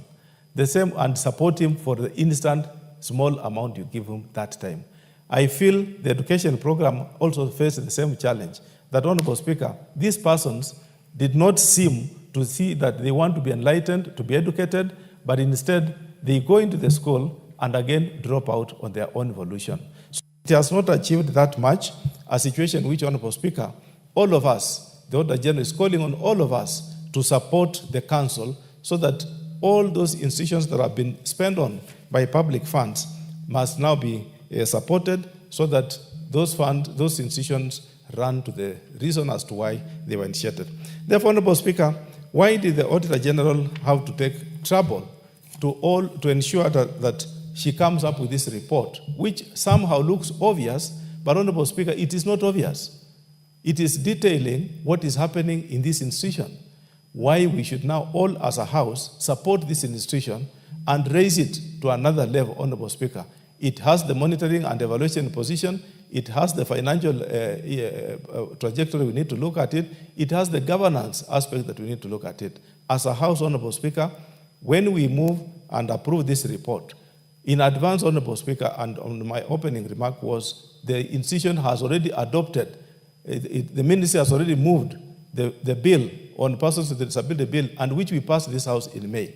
Most of the recommendations, Honorable Speaker, in that bill align with this audit, which we tabled the report in July 2024. Meaning, Honorable Speaker, this House is the savior of the challenges that the Auditor General on her own motion has moved.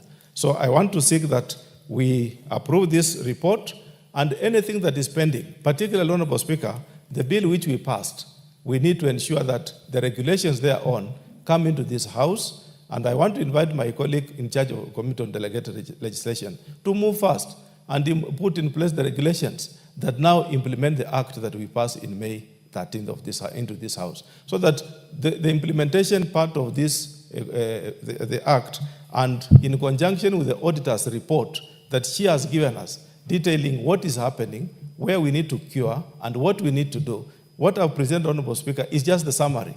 But when you look at the entire report, and look at the auditor's audited report itself, it details what once the report is adopted, what the council needs to do, and by when is it supposed to implement, so that the council moves forward and effectively uses the public resources in an efficient way. Thank you, Honorable Speaker. I beg to move and ask my colleague, the great lady from Busia, in another language she's called Mama Kipepeo, to second. Who is Mama Kipepeo? Thank you, Mr. Speaker. Yes, Honorable Manyo, proceed. Wow.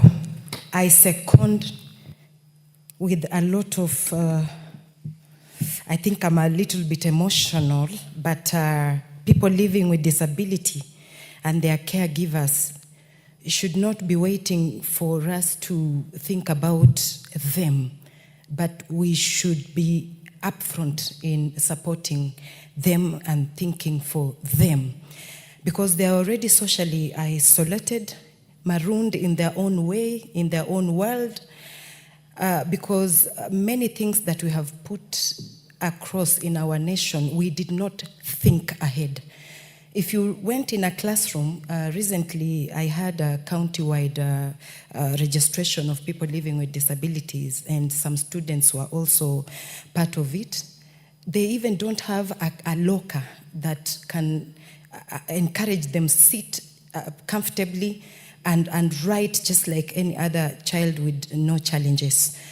And also some of the classes, they were built long time ago, and because of poverty, they have not improved in areas or ramps that can help these children and any other person with a challenge of mobility. We must pull out all stops as a nation, because they are already disadvantaged. Giving a person living with disability 2,000 a month, and we have others with albinism who need sunscreen, and a good sunscreen, Mr. Speaker, costs 1,000 and above. So if they wait for 2,000 a month, what else will they do with the little remaining? Because again, they have to add a moisturizer, and a good one, not these cheap ones that still make them burn, look dark red, and cracked skin. A good moisturizer that has a SPF in it and can help them not crack and attract houseflies on them. I will be so stoked if people living with disability and their caregivers are paid good, reasonable money. The cash transfer of 2,000, Mr. Speaker, if we gave them even talk of the minimum wage, maybe 16,000 or 25,000, that will also